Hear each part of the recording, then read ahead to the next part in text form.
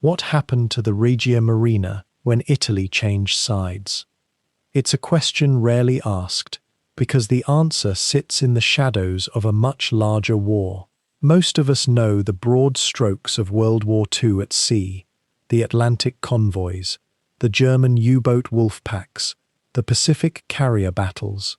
But there's a story that exists in the margins, a story that involves Italian submarines, a new alliance forged in desperation, and a fleet that sailed into history carrying secrets that would be nearly forgotten for decades. This is the story of BETASOM Bordeaux, Italy's Atlantic submarine flotilla, and what became of those boats when everything changed. The full name was BETASOM, Bassi Tattica Sommergibili Atlantico, and it represented something quite extraordinary. In the early 1940s, when Germany was searching for submarine support in the Atlantic, the Italian Navy offered something that seems almost impossible now.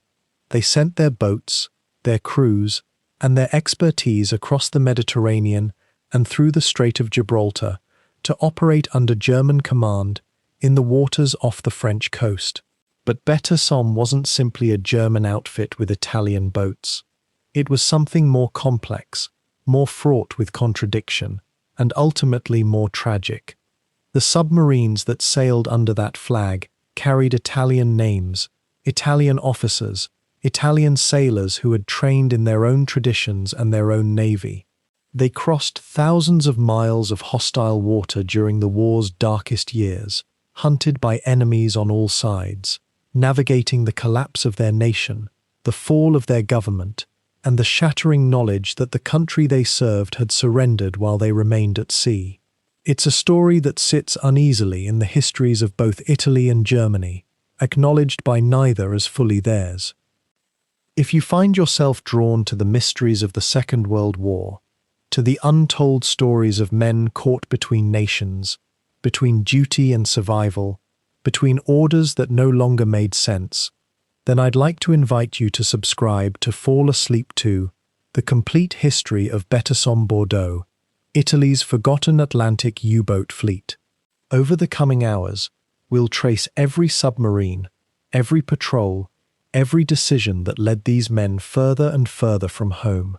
New episodes of this series will deepen the story with each listen, so subscribing ensures you'll have access to every chapter of this forgotten chapter of naval history. Now, let's begin where it all began, in the years before the Mediterranean became a war zone, and Italian submarines were still dreaming of the open ocean.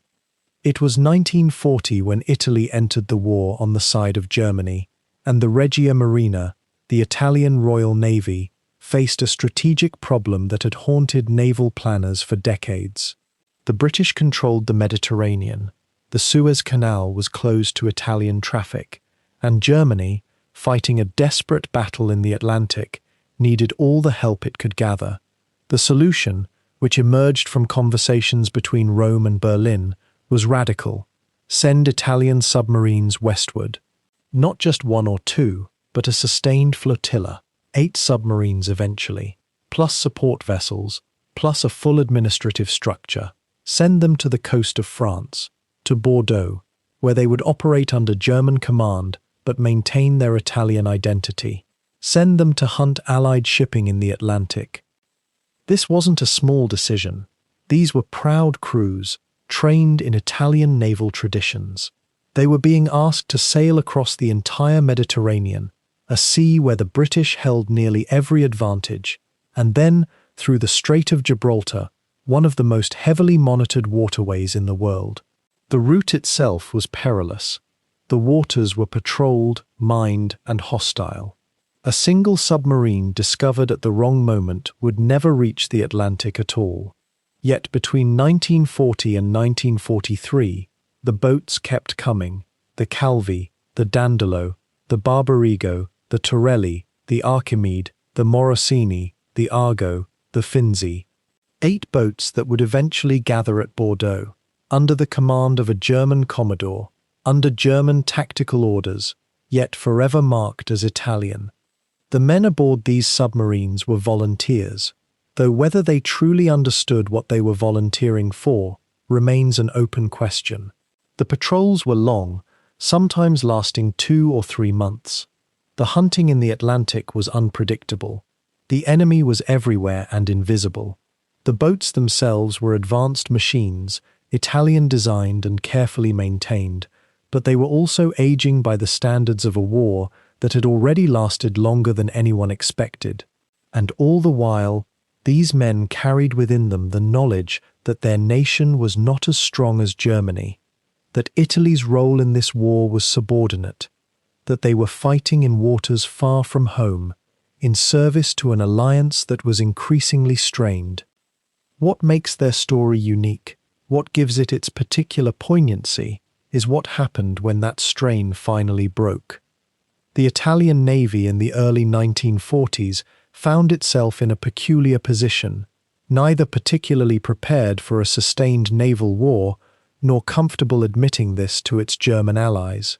When Mussolini committed Italy to Hitler's Axis in 1940, the prospect of conflict in the Atlantic seemed almost abstract, a distant theatre where real submarines belonged to other nations.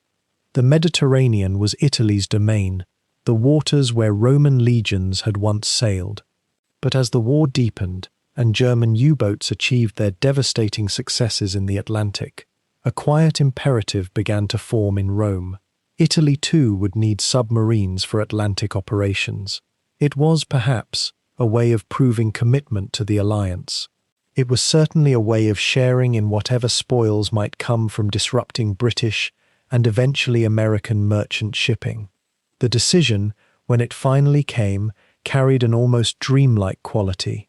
Italian submarines would be refitted, rearmed, and dispatched to a harbour in Bordeaux, a city in southwestern France that had only recently fallen under Axis control. This harbour would become a kind of way station between the Mediterranean and the Atlantic, a place where Italian submarines could work alongside their German counterparts in a collaboration that historians would later describe with terms like surprising and underexplored. Most people who know anything at all about World War II submarines know the German-type U-boats, those sleek steel vessels that prowled the North Atlantic in coordinated wolf packs.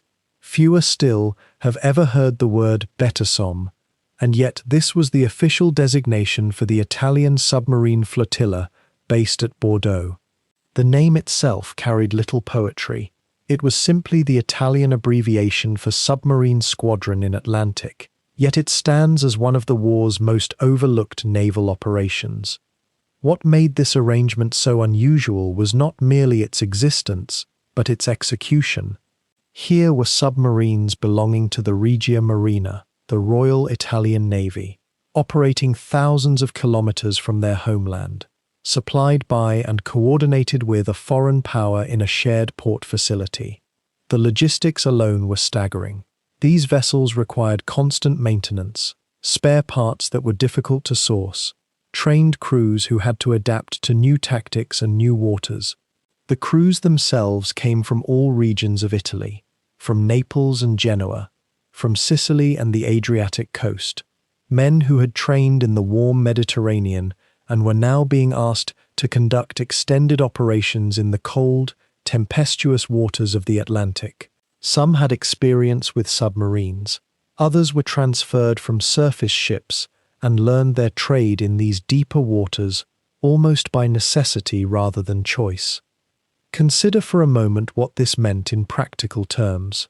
An Italian submarine captain, educated in naval academies in Rome or Venice, steeped in Mediterranean traditions stretching back to the Austro-Hungarian naval rivalry, was now receiving operational orders that coordinated with German high command. He was expected to communicate with German liaison officers in Bordeaux. He was sharing intelligence, comparing notes on convoy patterns and Allied shipping routes. The submarine itself, designed for the Mediterranean's shallower, warmer waters, had to be adapted for the Atlantic's depths, its pressure systems taxed by the different physical demands. The crews learned new repair procedures, new ways of managing oxygen and carbon dioxide in the confined spaces of the hull. Some adapted remarkably well, others struggled with the separation from home, the peculiar claustrophobia of an Italian sailor thousands of miles from Italian soil. The port of Bordeaux itself was a city transformed. Once a center of wine trade and Atlantic commerce, it had become a military installation, bristling with anti-aircraft batteries, watched by German sentries, controlled by the Wehrmacht's occupation authority. The Italians arrived as junior partners in a military arrangement, their submarines moored alongside German vessels in the same basins, sharing the same repair facilities and supply lines. There was a courtesy to the arrangement, a professional respect that characterized much of the military relationship between Italy and Germany throughout the war. Yet there was also an unmistakable hierarchy. The Germans were the masters of submarine warfare. The Italians were students coming to learn at a more experienced teacher's feet. This dynamic would shape everything that followed: the tactics employed, the operations ordered, the risks undertaken, and ultimately, the fate of men whose names would be largely forgotten by history. The first Italian submarine to arrive at Bordeaux made this journey in the summer of 1940, slipping through the Strait of Gibraltar in darkness, navigating around the minefields and past the British warships that still patrolled these waters despite Italy's recent entry into the war. It was an audacious transit, one that required precise navigation and considerable luck. The submarines that followed came in small groups, sometimes individually, each transit a separate risk, each arrival a small victory for the Italian command structure. By the time the full contingent had assembled, there were eventually 20 submarines operating under BETASOM's command, a number that might sound substantial until one realizes that Nazi Germany was operating over 100 U-boats simultaneously in various theaters. Yet these 20 vessels, these few dozen officers and hundreds of enlisted men, represented something that historians have largely overlooked: Italy's attempt at truly global naval warfare. What drives a nation to undertake such an operation? Was it strategic necessity, ideological commitment, a desire for international prestige? Perhaps all three, mingled together in the murky waters of wartime decision-making. The fact remains that for nearly 5 years, Italian submarines would conduct operations in the Atlantic, hunting Allied convoys, occasionally achieving significant successes, enduring tremendous losses, and gradually becoming more and more isolated as the war turned against the Axis. Their story is not one of triumph or even competent success. It is instead a story of determination in the face of mounting odds, of professionalism even when defeat became increasingly obvious, of men doing their duty in a war whose ultimate outcome seemed written long before their submarines slipped away from the Italian coast for distant Bordeaux. By the spring of 1940, Italian naval planners were beginning to understand something that would shape the next 5 years of their submarine campaign in ways both desperate and ingenious.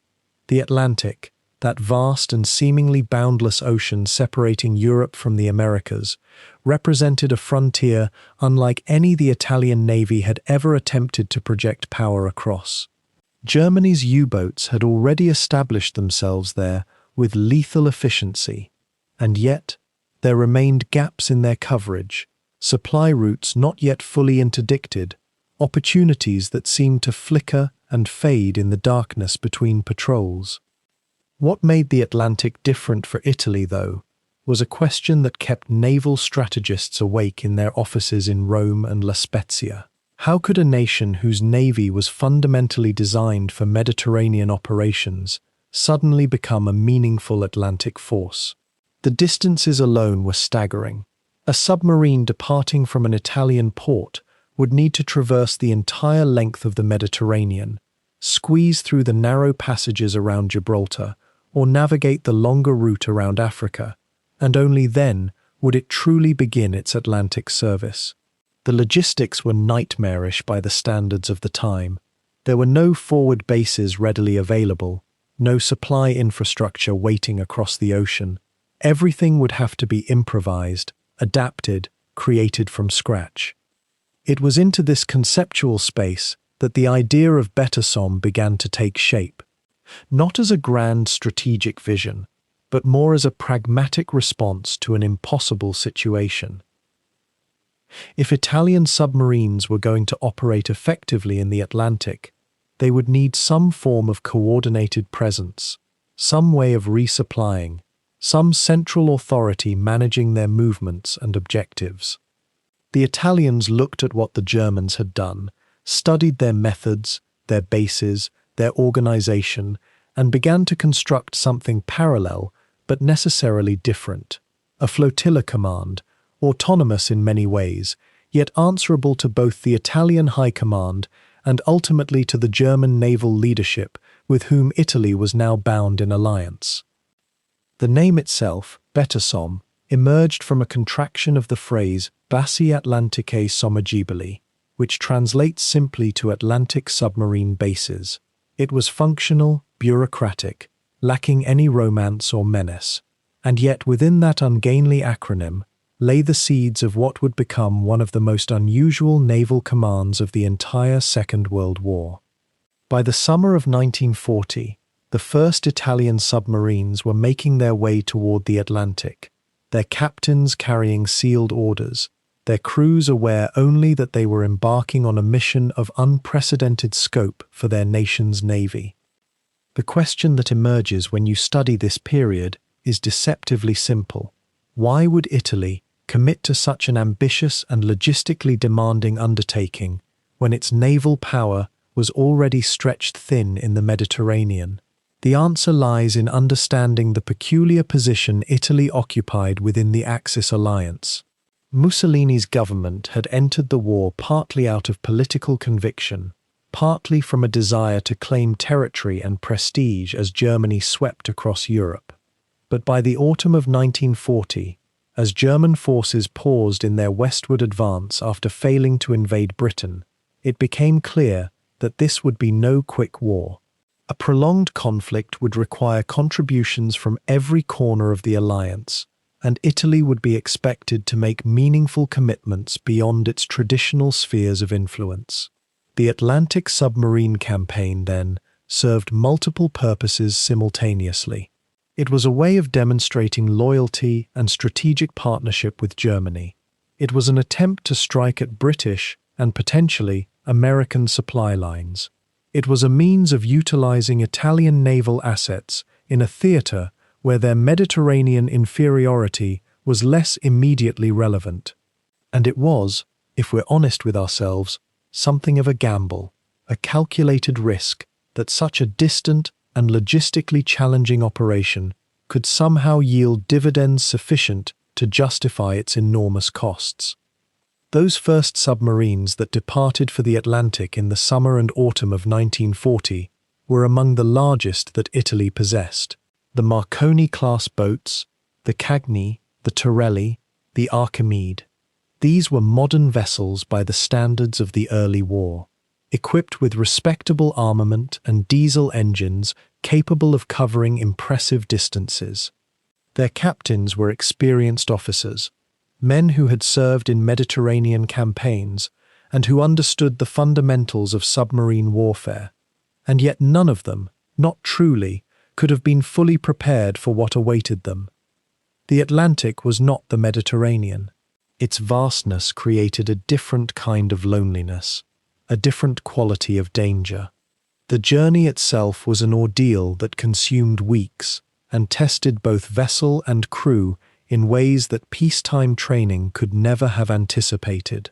A submarine traveling to the Atlantic from an Italian port had several possible routes, each with its own hazards.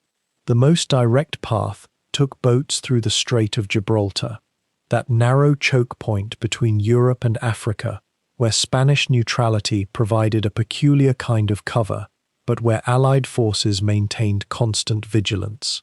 The strait at night, for a submarine moving slowly on the surface to conserve fuel, required nerves of steel and absolute silence aboard, every man holding his breath as sonar operators listened for the telltale signatures of British destroyers or corvettes.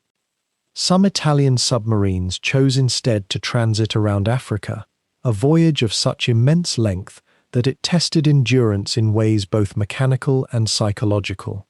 Weeks at sea, monotonous routine, broken only by the constant vigilance required to avoid detection, the knowledge that repair facilities were impossibly distant, that if something critical broke or was damaged, the submarine might simply disappear into the Atlantic, leaving behind no record, no accounting, just an empty space where a vessel and its crew had once existed. This was the reality that haunted the imaginations of these submariners, and it was a reality they accepted with a kind of fatalistic professional dignity that characterized naval officers of that era. By late 1940, the first of these boats had established themselves in the Atlantic, and an unexpected realization began to dawn on the Italians overseeing this distant campaign. The sheer distance from any meaningful support infrastructure meant that these submarines, once they reached their patrol areas, were entirely dependent on their own resources and their own ingenuity. They could not rely on regular resupply. They could not expect rapid assistance if something went wrong.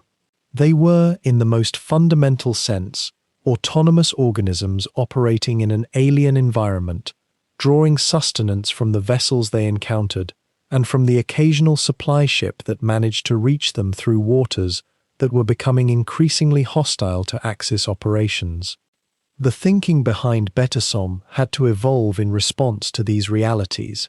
It became less a traditional fleet command in the conventional sense, and more something approaching a distributed network of independent vessels coordinating through radio communications that were themselves deeply vulnerable to detection and triangulation by Allied intelligence. The very act of communicating, of maintaining command and control over submarines spread across thousands of miles of ocean, introduced risks that had to be constantly balanced against the necessity of coordination and strategic direction. As 1940 gave way to 1941, the question that Italian naval planners had to confront with increasing urgency was whether this enormous investment of resources and effort was actually producing results that justified its continuation. The submarines were operating in the Atlantic, yes. They were engaging enemy shipping, yes. But at what cost? And what would be required to sustain this presence over the long term? The answers to those questions would shape not only the tactical operations of BETASOM, but also the fundamental strategic calculus that would determine its eventual fate. The Italian submarine force, by the time these arrangements were being finalized in late 1941, had already begun to understand a difficult truth that would haunt them throughout the remainder of the war. Their boats, though numerous and crewed by men of considerable courage and maritime skill, were not built for the kind of long-endurance Atlantic operations that the Germans had perfected. The Type Fayek U-boats, those grey wolves that had decimated Allied convoys in the first years of the war, possessed a range and structural integrity that the Italian Classe Marconi and Classe Argo submarines simply could not match. And yet here were the Italians, being asked to operate in an ocean thousands of miles from home, in waters where resupply was uncertain and where the coordination between distant navies would prove to be one of the great unspoken challenges of the entire operation. Think for a moment about the logistical puzzle this presented. A submarine leaving Bordeaux, that ancient port city on the western coast of France, would need to travel perhaps 4,000 nautical miles to reach the operational waters off the American seaboard, where Germany hoped to inflict significant damage on merchant shipping. The voyage alone would consume fuel at a rate that made every decision about route, speed, and even the angle of descent beneath the waves a calculation weighted with consequence. And this was before a single shot had been fired, before any engagement with enemy forces, before the batteries had been taxed by evasive maneuvers or the pressure hull tested by depth charges. What made the arrangement with Italy particularly complex, from a purely technical standpoint, was that the Italians lacked the sophisticated radio direction-finding equipment and the encrypted communication systems that allowed German U-boats to coordinate with each other and with their command headquarters in Berlin. The Germans had invested enormously in what they called the Enigma machine, that ingenious rotor-based encryption device that allowed wireless messages to be transmitted in seeming secrecy. And while nothing is truly secure in wartime, the system gave them a decisive advantage in coordinating their submarine operations across vast distances. The Italian Navy, by contrast, operated with older, less reliable systems, which meant that once a boat departed for the Atlantic, maintaining contact with command became increasingly difficult. Messages grew shorter, less frequent, more prone to garbling across the immense stretches of ocean. The men who crewed these submarines understood, at some level, what this meant. A submarine captain commanding an Italian boat bound for the Atlantic would have known, perhaps not consciously but in the deeper recesses of professional knowledge, that he and his crew were more isolated, more dependent on their own judgment and intuition than their German counterparts operating in the same waters. There was something almost dreamlike about this realization, the way it must have settled into their minds during the long preparation periods in Bordeaux, during the final loading of supplies and weapons, during those last nights ashore before departure. The composition of the BETASOM fleet itself reveals much about how Italy's naval leadership approached this ambitious venture. The submarines assigned to Atlantic operations came from several different classes, each with its own characteristics, its own peculiarities of design and performance. Some were the aforementioned Class Argo boats, larger vessels with greater storage capacity and range. Others were Class Marconi submarines, vessels that represented the cutting edge of Italian submarine design, equipped with more powerful diesel engines and capable of reaching greater depths than earlier Italian boats. There were also some older Class Brin submarines, vessels that had seen service in the Mediterranean but were now being retasked for the Atlantic, and a handful of other miscellaneous boats, each one representing a different generation of Italian naval engineering, each one carrying its own set of operational strengths and vulnerabilities. To command these vessels, the Italian Navy selected its most experienced submarine captains, men who had already demonstrated their abilities in Mediterranean operations against British naval forces. These were officers who understood how to move silently through the water, how to read the subtle signs that betrayed the presence of enemy ships, how to make the quick decisions that could mean the difference between a successful hunt and the loss of an entire vessel and crew. Their names deserve to be remembered, though history has largely forgotten them. There was Commandante Giulio Giuliano, who would command the Finzi. There was Commandante Raffaele Rosselli, who took charge of the Leonardo da Vinci. There was Commandante Carlo Faccia di Cossato, the captain of the Calvi. Each of these men was bringing his accumulated experience, his understanding of submarine warfare, and his hope for success into an operation that was fundamentally different from anything the Italian Navy had attempted before. The departure from Bordeaux, that process of slipping away from the docks and beginning the long journey westward into the Atlantic, must have been a strange ceremony of its own kind. The boats would have left at intervals, not in a coordinated fleet, but spread out over days or weeks, each one timing its departure to maximize the chances of avoiding enemy detection. The families of the crew members would have gathered on the docks, waving to men they might never see again, though neither they nor the submariners could know this with certainty at the moment of departure. There would have been official speeches probably, and ceremonial farewells, and then the slow diesel rumble of the engines starting, the submarine backing away from the dock, the bow beginning to point toward the open ocean. Once at sea, the routine of submarine life would have reasserted itself. That peculiar existence of cramped quarters, constant vigilance, and the ever-present knowledge that a single sound, a single mistake in navigation or in torpedo handling could result in catastrophic loss. The submarines would have traveled mostly submerged during daylight hours and surfaced at night to recharge their batteries and cover distance using their diesel engines. The crew would have rotated through their watches, the officers plotting course and speed based on information radioed from Germany, the sonar operators listening intently for the sounds of enemy vessels, the torpedo crews maintaining their weapons in readiness for the moment when they might be called upon to fire. What is perhaps most intriguing about this phase of the BETASOM operation, and what remains somewhat mysterious even in the historical record, is how smoothly or how chaotically these early Atlantic crossings actually proceeded. The available documentation is fragmentary, scattered across Italian naval archives and German records, and painted with the colors of both success and failure, of boats that arrived safely and boats that vanished without explanation.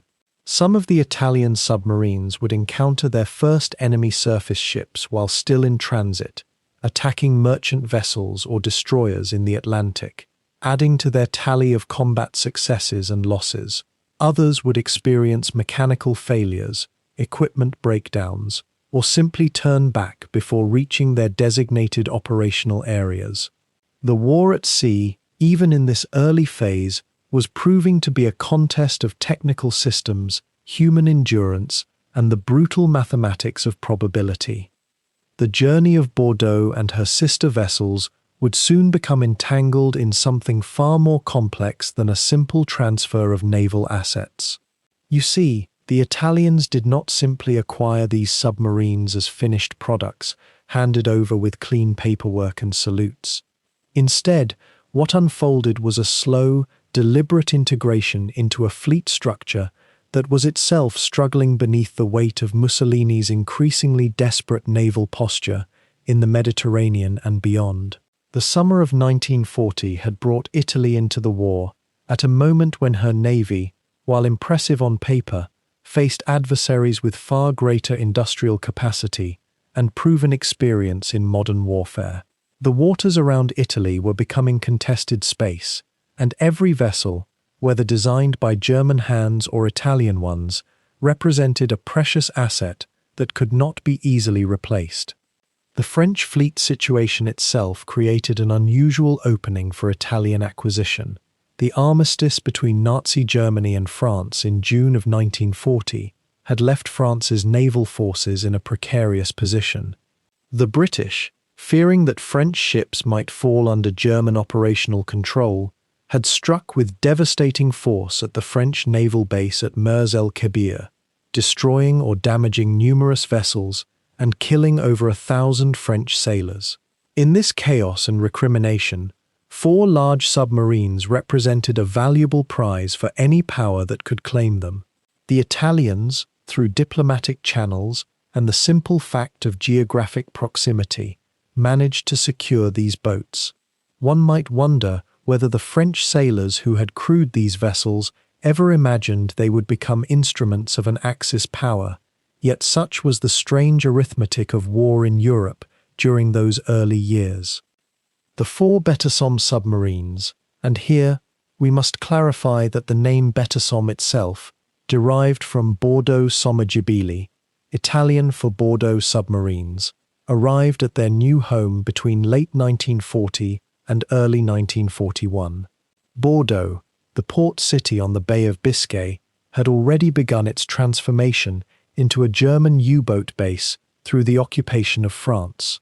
The coincidence was both geographical and strategic, a location on the Atlantic, sheltered by concrete bunkers and positioned perfectly for operations against British and later American shipping.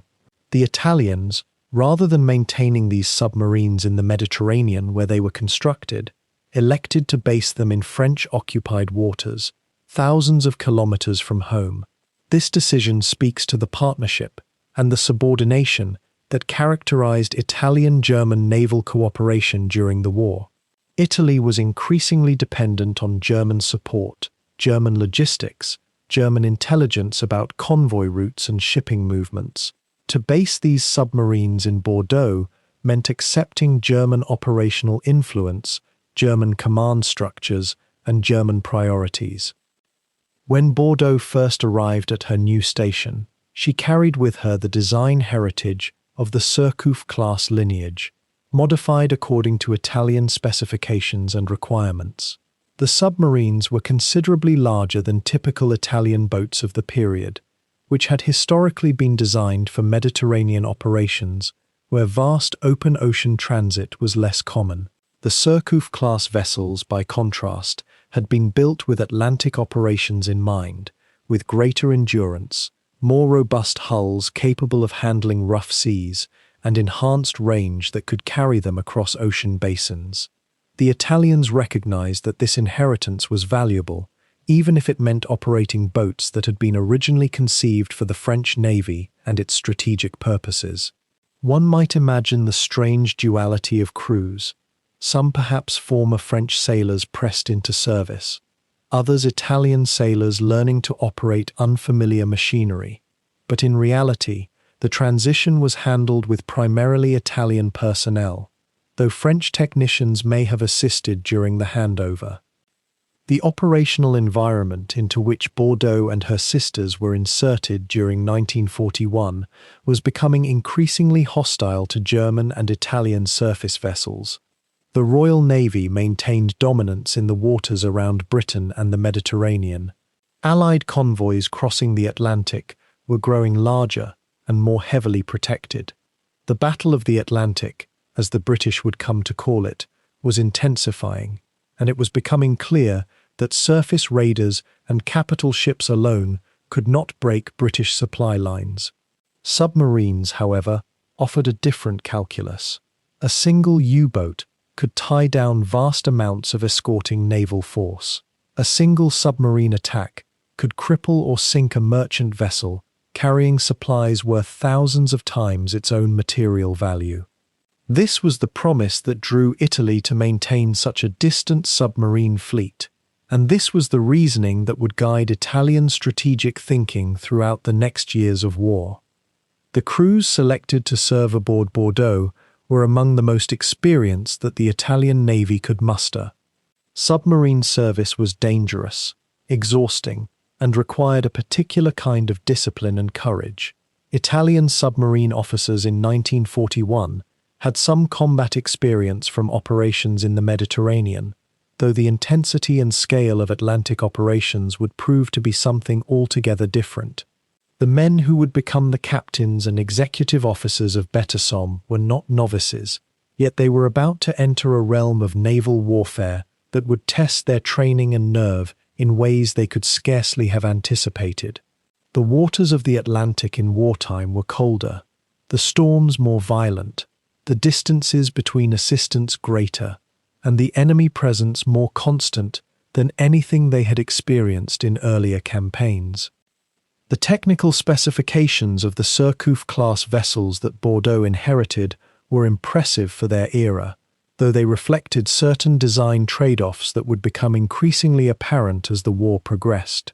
The submarines were equipped with diesel-electric propulsion, capable of approximately 18 to 19 knots on the surface and 9 or 10 knots when submerged.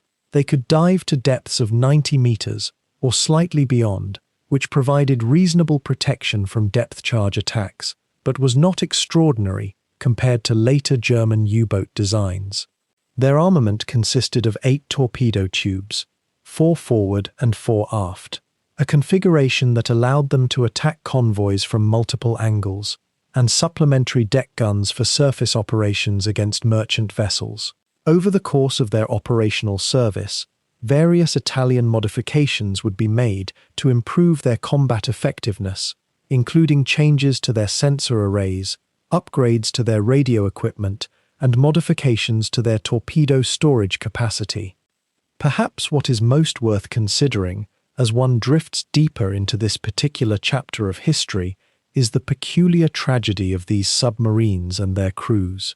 They represented, in some sense, the aspirations of the Italian Navy to compete on a global stage, to strike at the very heart of British maritime power, thousands of kilometers from home. Yet they were also tools of a war that Italy had been pressed into by its alliance with Germany, operating under constraints and strategic priorities that did not always align with Italian interests.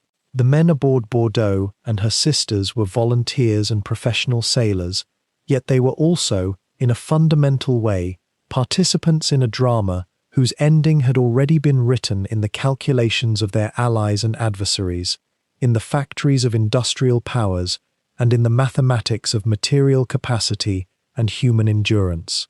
They sailed forth in 1941 with all the courage and skill their service and training could provide, but they sailed into a contest that was already, in its essence, decided by forces far beyond their individual agency or control. The journey of the Italian submarine fleet toward the Atlantic was not born of grand ambition alone, but of necessity wrapped in the iron logic of war.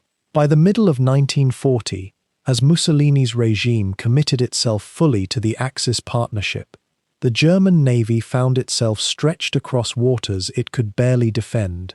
The Atlantic had become a hunting ground, yes, but also a graveyard, and into this theatre of distant operations came an idea that seemed almost desperate in its ingenuity. Send Italian boats, send them far, send them where they might accomplish what German vessels could not reach or could not manage alone. The BETASOM command structure had by now settled into a peculiar rhythm of existence. Based in Bordeaux, almost 1,000 kilometers from Rome, these submarine commanders and their crews lived in a strange limbo between two navies, two nations, and two entirely different doctrines of underwater warfare. The Germans operated with ruthless efficiency, with targeting procedures refined through months of bitter experience. The Italians brought something altogether different, a tradition of seamanship that stretched back through the Adriatic and the Mediterranean, a culture of naval pride that had defined their operations since the age of sail. How do two such different maritime cultures learn to operate not merely alongside each other, but under the same command? It is a question worth sitting with, because the answer shaped every patrol, every decision, every moment of those boats' lives at sea. The submarines themselves were a marvel of Italian engineering, though not without their peculiarities.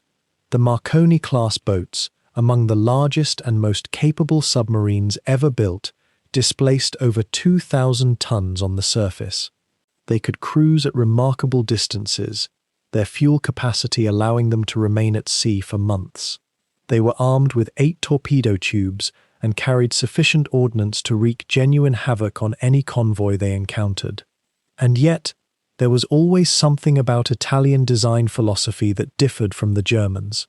Italian boats tended to prioritize range and living space, the comfort and endurance of their crews, while German U-boats sacrificed almost everything for speed and maneuverability in the depths. It was a choice that reflected different naval traditions, different understandings of what a submarine should be. Marconi herself, the boat that became, in many ways, the flagship of the BETASOM flotilla, was a vessel of considerable prestige. She had been named for the great inventor Guglielmo Marconi, whose wireless transmission across the Atlantic, decades earlier, had seemed to promise an age of boundless connection. There was perhaps an unintentional irony in this naming, for the submarines of BETASOM would themselves attempt a kind of transmission across that same vast ocean, not of wireless signals, but of Italian naval power into waters that Italian ships had rarely ventured. The boat had been launched before the war began, in 1938, and carried with her the hopes and the designs of an entire generation of Italian naval architects who believed that their submarines could compete with any in the world. The first patrols from Bordeaux began in the autumn of 1940, and with them came a strange awakening. These boats had trained in the Mediterranean, in waters they understood, where depth and topography were familiar to their crews. The Atlantic presented an entirely different landscape, a colder, rougher, less forgiving ocean. The continental shelf gave way to vast abyssal depths. The weather systems that rolled across the North Atlantic operated according to different rhythms and terrors than the sudden squalls of summer in Italian waters. And the enemy, the British Navy and the merchantmen they defended, operated with techniques refined through centuries of island warfare and oceanic dependence. To venture into the Atlantic, as an Italian submarine commander in 1940, was to leave behind every comfortable assumption about naval dominance. Yet the boats departed, and they kept departing, patrol after patrol. The captains who commanded them were a studied breed, professional officers, many of them, who had learned their craft in the tradition of Italian naval service.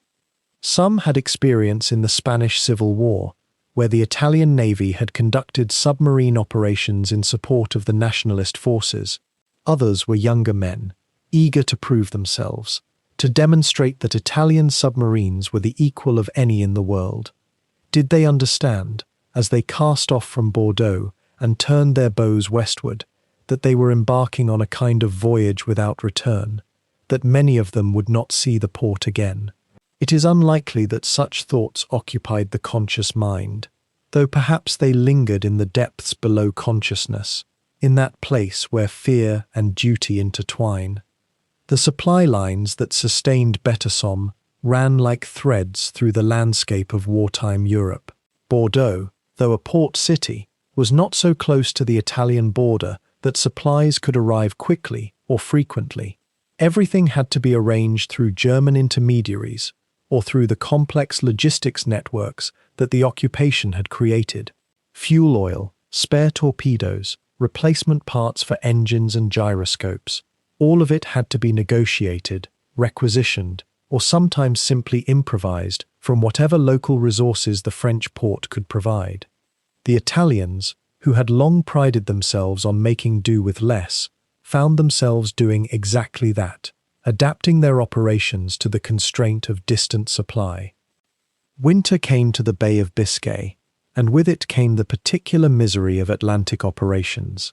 The boats would spend days, sometimes weeks, in waters where the surface was tormented by storms that seemed to come from nowhere and exhaust themselves with equal unpredictability. Submerged, the crews could escape the worst of it, but submerged also meant limited vision, limited ability to recharge batteries, limited access to the radio frequencies through which they received their orders. A submarine on the surface was vulnerable to aircraft attack. A submarine submerged was safe but blind, and a submarine that remained in one place for too long risked being located by direction-finding equipment that the Allies were developing with increasing sophistication. It was a kind of equilibrium of fear, constantly adjusted, constantly re-evaluated. How much time could a boat afford to spend hiding? How much time must it spend hunting? Where, in that calculus, did survival lie? The crews themselves became, over those first months, a kind of community unto themselves. A submarine of that era carried 30 or 40 men, packed into spaces that seemed impossibly small. They worked in shifts that blurred the distinction between night and day. In the depths, the conventional rhythms of existence dissolved. A man might wake after sleeping 8 hours to find that only 4 hours had passed on the surface, that the boat had travelled 300 kilometres while he rested, that the tactical situation had transformed entirely. The bonds that formed between these men were unlike any peacetime fellowship. They depended on each other not merely for the success of their mission, but for the maintenance of sanity in an environment that by any ordinary standard seemed designed to destroy it. The daily operations aboard the submarines of the BETASOM fleet reveal a world that modern listeners might find almost unimaginably cramped and suffocating. Imagine existing in a steel tube no wider than a schoolroom hallway, where perhaps 90 men shared spaces designed for perhaps 60, where the air grew thick with diesel fumes and the unmistakable smell of unwashed bodies pressed together in darkness for weeks at a time. The watch rotations aboard vessels like the Barbarigo or the Tazzoli meant that men slept in shifts in bunks that were still warm from the previous sailor, sharing a mattress in a kind of perpetual human relay that speaks to the strange intimacy of submarine warfare. The commanders of these boats, many of them seasoned Italian naval officers who had survived the peacetime navies of the interwar years, faced decisions of extraordinary weight, with resources that were constantly stretched thinner than their German allies could fully comprehend. Captain Amedeo Rossi, who commanded the Barbarigo through some of the most dangerous waters of the Atlantic, kept meticulous records of his encounters with Allied shipping. These records, preserved in archives and gradually uncovered by historians in recent decades, paint a picture of a man who understood that he was operating within a system that had already begun to crumble, even as his orders insisted otherwise. The supply lines that connected Bordeaux to the distant theatres of Italian submarine operations became increasingly precarious as the war deepened. Where once the Kriegsmarine had enjoyed relative freedom in the Atlantic, the arrival of American destroyers and escort vessels, equipped with increasingly sophisticated sonar equipment and depth charge technology, transformed the hunter into the hunted. The BETASOM submarines, despite their relative modernity and the skills of their crews, were never quite as numerous or as well equipped as the strategic situation demanded. They operated in the shadow of their more famous German counterparts, and this shadow, it might be suggested, carried its own psychological weight. The question of how these Italian crews maintained morale and discipline in the face of mounting losses invites reflection on the human capacity for adaptation to the unimaginable. Records indicate that many submariners developed a kind of gallows humor, a darkly witty approach to the constant danger that surrounded them. Letters home, when they were permitted to be written, and when they survived the sinking of the vessel carrying them, often contained phrases that hint at this particular form of coping, a resignation mixed with a stubborn refusal to surrender to despair. One commander whose name appears again and again in the records of Atlantic patrols is Carlo Feccia di Cossato of the Enrico Tazzoli, a submarine that would eventually become one of the most successful commerce raiders of the BETASOM fleet. Cossato seemed to possess an almost intuitive understanding of how to move through the vast waters of the Atlantic in ways that allowed him to approach shipping lanes undetected. His patrol reports, which can be read with a historian's careful eye in Italian naval archives, suggest a man who understood the psychology of his prey, the merchant vessels whose captains and crews had their own calculations of risk to make every time they ventured into contested waters. The economic and strategic dimensions of the BETASOM operations deserve consideration here, because the submarines were not operating in a vacuum. Every vessel that went down, whether it carried iron ore from the Americas or grain from Argentina, represented a tangible impact on the war's material balance. The Italians understood this, even if they could not compete with the German U-boat fleet in terms of pure numbers. Their goal was not to replicate the wolf pack tactics that Dönitz employed with such devastating effect in the early years of the Atlantic campaign. Rather, the BETASOM submarines operated as individualists, ranging across vast distances, sometimes alone for weeks, without contact with any other Italian vessel.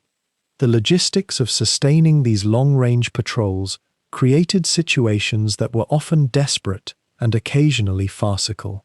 There are accounts, difficult to verify, but consistent across multiple sources, of submarines arriving at ports like Bordeaux in such dire straits that their crews had consumed nearly everything aboard, including emergency rations that were meant to be saved for far worse circumstances.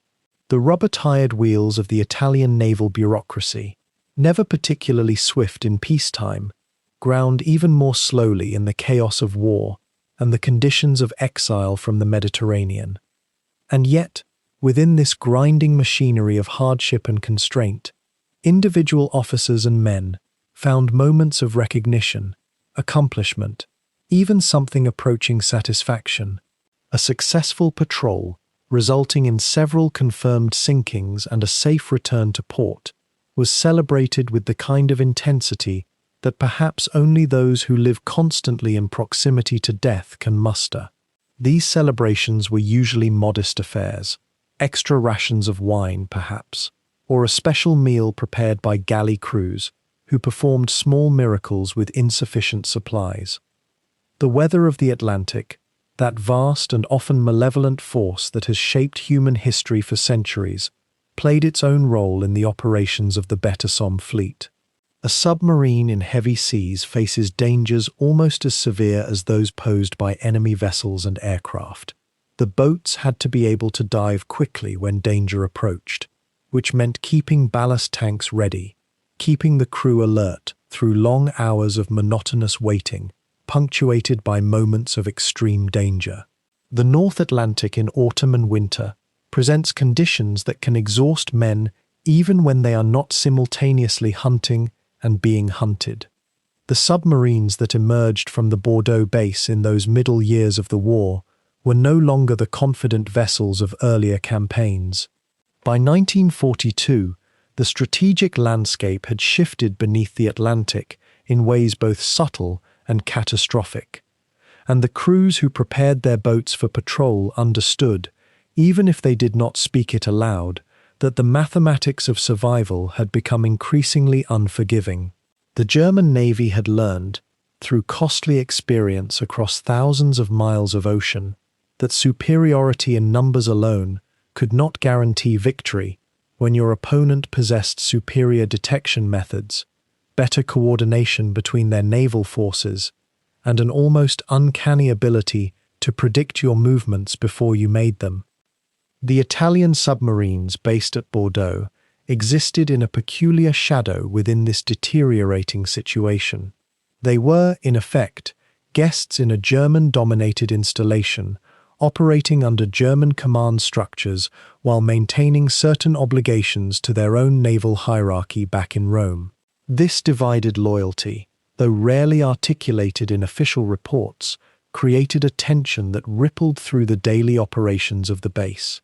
The Italian crews had to reconcile their orders from Rome with the tactical directives coming down from German headquarters. They had to maintain the standards and disciplines expected by their German hosts while preserving their own naval traditions and practices, and these two imperatives did not always move in harmony with one another. One might ask, how did Italian submariners, trained in Mediterranean tactics and accustomed to the warm waters and relatively confined spaces of their home theatre, adapt themselves to the vast, cold, turbulent expanse of the Atlantic? The answer lies partly in their professionalism, but also in the slow and often painful process of practical learning. The Atlantic in autumn and winter became a teacher that no naval academy could fully prepare you for. Wave heights that seemed impossible, temperatures that turned the metal of the hull frost-white in certain conditions, currents that could push a submarine off course despite the navigator's most careful calculations. Young officers who had trained in the Mediterranean found themselves staring at weather reports and charts that demanded an entirely new vocabulary of seamanship. The Italian flotilla at Bordeaux included submarines of varying classes and ages, and each presented distinct challenges and advantages as the war wore on. Some were relatively modern boats, vessels like the Dandolo-class submarines, which had been designed with long-range Atlantic operations partially in mind. Others were older craft, dating back to earlier eras of submarine design, their hulls showing the strain of previous patrols, their engines somewhat less reliable than their crews might have wished when facing the extended monotony and occasional violence of an Atlantic voyage. The Italian Navy had been forced to work with what it possessed, which meant that patrols from Bordeaux sometimes included submarines, that were already showing signs of wear before they ever left the harbour. The human element of these patrols cannot be overlooked, and perhaps this is worth contemplating as you drift through these waters of historical memory. The men who crewed these boats were not abstractions or statistical entries in the casualty tables that military historians would later compile. They were individuals of varying temperament and capability, bound together in the mechanical intimacy of a submarine, where one person's panic or competence could mean the difference between life and death for the entire crew. The captain, typically a lieutenant commander or senior lieutenant, carried the weight of every decision, every course change, every decision to dive or surface or fire. Below him ran the chain of command through the officers and petty officers, each responsible for their domain, the engineering spaces where the diesel engines roared and the electric motors hummed, the radio compartment where coded messages arrived and were deciphered, the torpedo room where weapons lay in their racks ready to be loaded and fired, the control room at the heart of it all, where the submarine's vital functions converged under a single officer's coordinating hand. The conditions inside an operational submarine in the Atlantic during this period were remarkably austere by any standard, and particularly so when compared to the relative comfort available to surface ships or land bases. Air grew thick and foul during extended underwater periods. The smell of diesel fuel, human sweat, and imperfect ventilation creating an almost tactile presence that never fully left your nostrils. Space was at such a premium that men slept in rotating shifts, sometimes sharing bunks with another sailor who would occupy the same mattress 8 hours later. The galley was cramped, the food often limited to what could be stored without spoiling in the confined quarters, and yet the camaraderie that developed among submarine crews was often remarked upon by those who experienced it.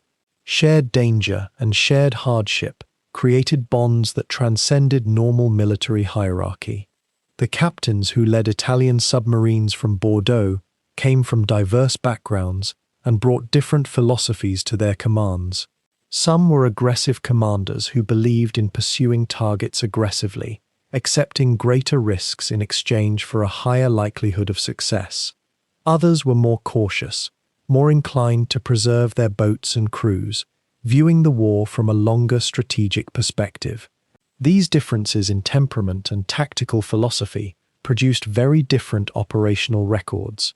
Some boats accounted for significant tonnage of Allied shipping, contributing meaningfully, if modestly, to the German-Italian effort to strangle the British economy through commerce raiding. Others completed entire patrols without firing a shot, returning to Bordeaux with their crews safe, but their combat records empty. The question of morale among these crews becomes important as we move through the middle years of the war, when the overall strategic situation was gradually but inexorably shifting in favor of the Allies. The men operating these submarines could not have failed to notice that patrols were becoming more dangerous, that losses were mounting, that the convoy systems protecting Allied shipping were becoming more effective and more heavily armed. Radio communications, though often heavily encrypted, carried news from other boats, losses of known crews, the progressive attrition that was grinding down the entire submarine fleet. Yet the men continued to train, continued to take their boats out into the Atlantic, continued to perform their duties with what outward discipline and professionalism their service demanded. What went on in the interior thoughts of these sailors, their fears and doubts and moments of bitter humor, can only be inferred from the sparse records that survived the war. The BETASOM facility itself, though modest by comparison to the sprawling German submarine bases of the Atlantic, had taken on a rhythm all its own by the middle of 1943. The waterfront at Bordeaux, that ancient French port city with its centuries of maritime memory woven into every stone, now hummed with a different kind of commerce entirely. Italian crews moved through the warehouses and dockyards with a peculiar blend of purpose and resignation, acutely aware that they were operating in occupied France, under the watchful eye of their German allies, and that every repair, every provisioning run, every departure sent them further into waters that grew more hostile with each passing month. The submarine crews themselves had begun to develop their own culture within this exile. Far from home, removed from the warmth of the Mediterranean and the familiarity of La Spezia or Taranto, they formed tight bonds with one another. These were men who had left wives and mothers and lovers in a nation that was itself fracturing at the seams. Italy's alliance with Germany had always been strained, held together primarily by territorial ambitions and the shared enemy of European communism. But by 1943, as the Allies pushed northward through Sicily and the Italian mainland proper, those bonds were beginning to strain beyond recognition. And yet here, in Bordeaux, the BETASOM crews carried on their duties with a kind of quiet professionalism, even as whispers of surrender and negotiation began to circulate through the nation they had left behind. The daily operations at BETASOM had evolved considerably since those first chaotic months of establishment. The Italians had learned from their German hosts, absorbing tactical lessons and technical innovations, though not always without friction. The German submariners, hardened by 5 years of relentless Atlantic warfare and possessing the largest and most experienced U-boat fleet in the world, approached their Italian counterparts with a mixture of respect and skepticism. The Italians, by contrast, had come to this particular theatre of war relatively late, and their submarine doctrine had been shaped in very different waters: the Mediterranean, where Mediterranean submarines operated under different constraints and against different enemies. The adaptation to the Atlantic required not just new technical knowledge, but a fundamental shift in mindset. And this is perhaps where the story becomes most poignant, most laden with the human complications that often escape the historical record. Consider the daily life of a submarine commander at BETASOM during this period. He would have risen before dawn, as was the custom among naval officers, and made his way through the damp morning air of the Bordeaux waterfront. Around him, the port was already stirring, dock workers calling to one another in French and Italian and German, the creak of mooring lines, the distant sound of hammering from the repair shops. His boat, sleek and purposeful, would be waiting at her berth, being attended to by a crew of engineers and mechanics.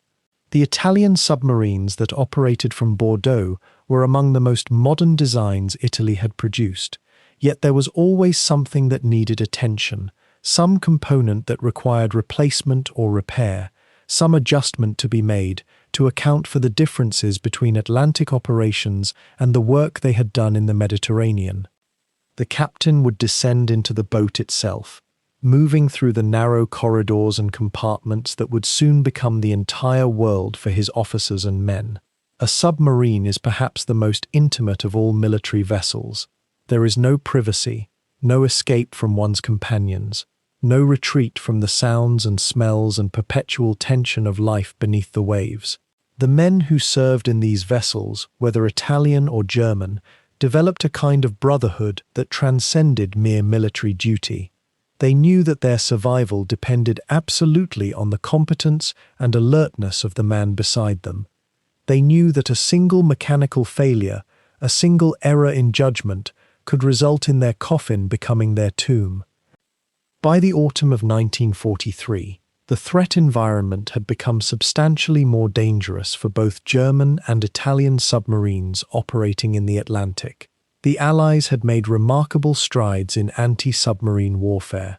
They possessed improved radar, better coordinated convoy tactics, and, most significantly, aircraft that could patrol vast stretches of ocean and hunt submarines with increasingly lethal precision.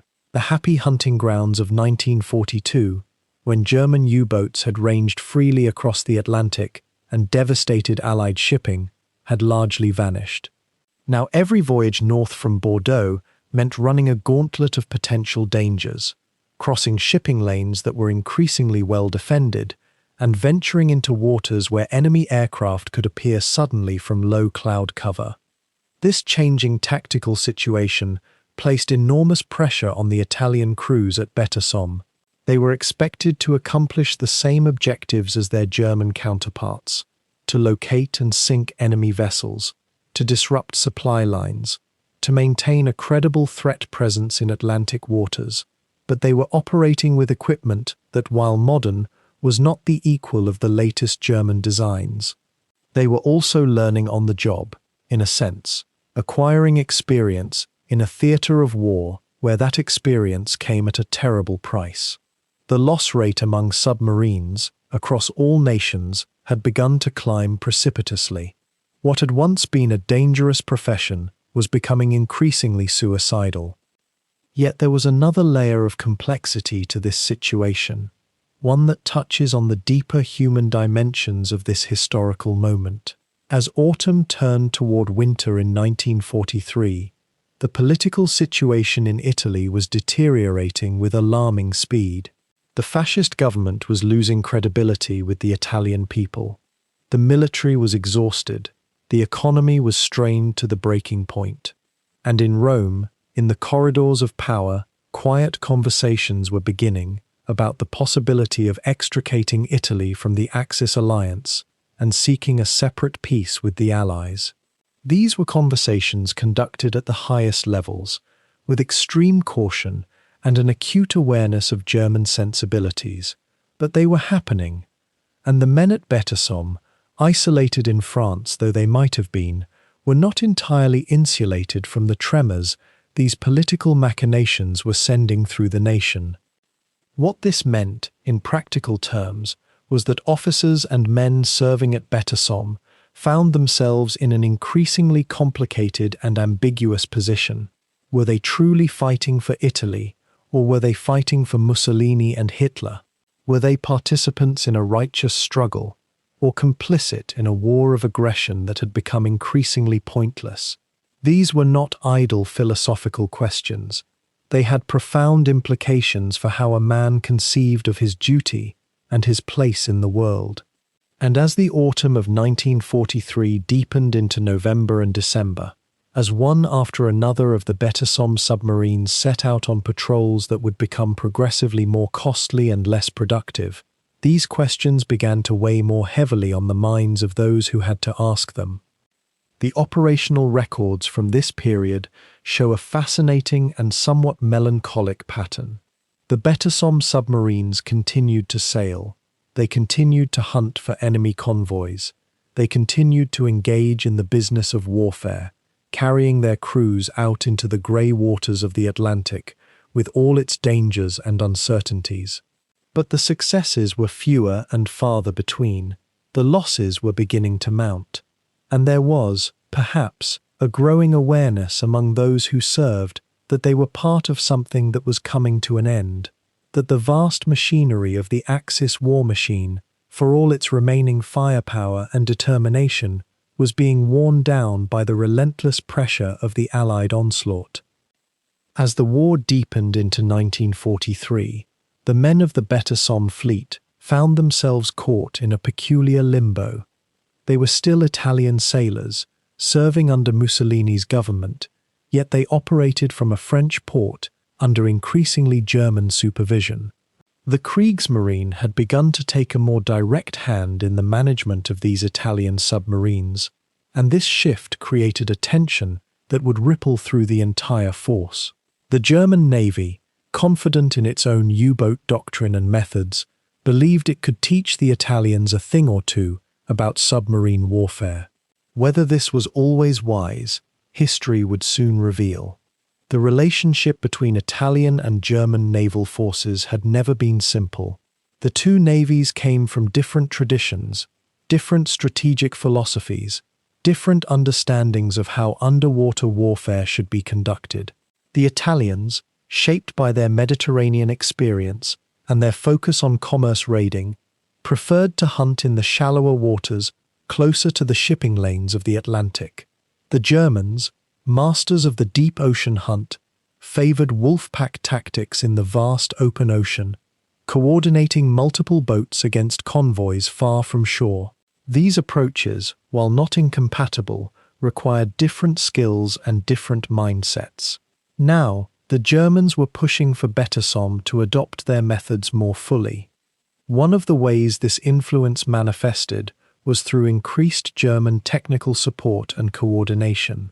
German liaison officers began to appear more frequently at Bordeaux, bringing with them new equipment, new instructions, and, perhaps most importantly, new expectations about how these boats should operate. The Italians were equipped with some of the finest submarines in the world, it's true, but German efficiency and German discipline were meant to unlock their true potential. Or so the theory went. In practice, this transfer of authority created friction. Italian captains, many of whom had years of experience and had already demonstrated their competence, sometimes chafed under these new requirements. The technical changes that were implemented during this period were not without merit. The Germans introduced improved radar and sonar detection systems, which could help the Italian boats avoid detection themselves, a critical advantage in an increasingly dangerous ocean. They also pushed for more rigorous training protocols and insisted on more detailed reporting and coordination procedures. These innovations would not come freely, though. Each one represented an additional layer of German control, another small erosion of Italian autonomy. Consider the human dimension of this situation. The crew members of these submarines were not abstractions in a naval strategy document. They were men who had already endured tremendous stress, who had survived depth charge attacks and emergency surfacings, and long hours in cramped compartments beneath the waves. They had watched friends and fellow officers perish. They understood, at some level, that the war was not going as planned for their nation. And now, as 1943 progressed, they were beginning to sense something else. A change in the air, a shifting of allegiances, a question that hung unspoken but omnipresent. What happens next? The broader context made this sense of uncertainty almost inevitable. Italy itself was beginning to fracture along political and military lines. The fascist regime, which had always depended on a certain amount of public consent and internal cohesion, was starting to crack. There were whispers of dissent, quiet conversations in which men asked whether the alliance with Germany had been wise, whether the sacrifice had been worth it. These whispers did not remain confined to Italy. They travelled across the supply ships that connected the peninsula to Bordeaux. They appeared in letters that reached the submarine base. They floated through the conversations of officers who maintained ties to military families back home. For the men of BETASOM, this meant something very specific. It meant that their operational directives, their daily orders, their understanding of what they were fighting for, all of these things were increasingly open to question. A submarine captain who received an order from his Italian commanding officer would obey it, naturally. But what if that order seemed to be superseded by a German directive? What if the two diverged? To which nation did his first loyalty belong? These were not merely philosophical questions. They were practical problems that would, in the months to come, lead to concrete crises and moments of profound uncertainty. Yet in the spring and early summer of 1943, these tensions still remained largely beneath the surface. The boats continued to operate, continued to pursue their missions against Allied shipping.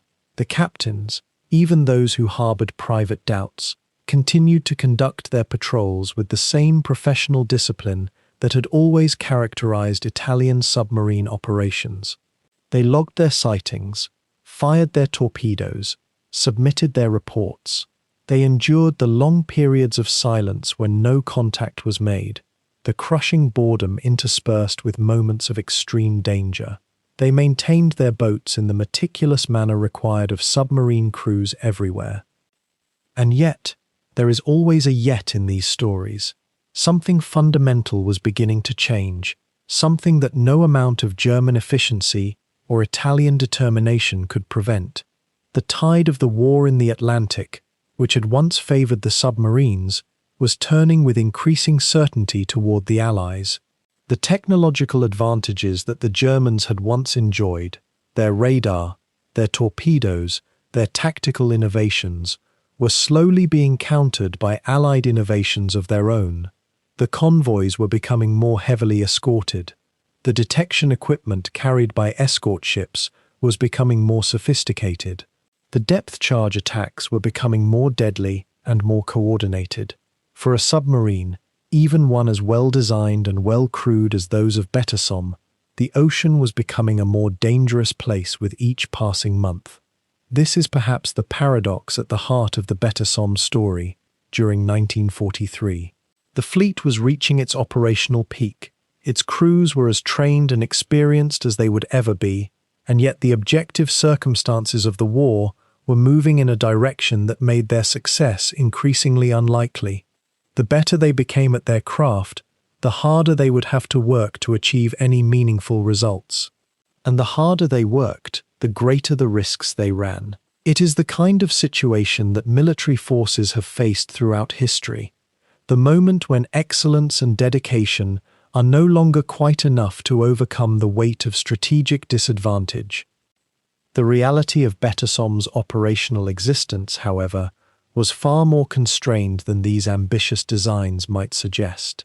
By the time the Italian submarines began their patrols in the Atlantic, the balance of naval power had already shifted decisively. The German U-boat fleet, which had dominated these waters in the earlier years of the conflict, was itself under mounting pressure. The introduction of improved radar systems, the development of more effective depth charges, and the coordination of Allied convoy escorts had transformed the Atlantic into an increasingly hostile environment for any submarine seeking to hunt merchant vessels. Italy's fleet, entering this landscape with less advanced technology and fewer experienced crews than their German counterparts, faced an altogether different war than the one that had greeted the first German submarines when they ventured into these depths.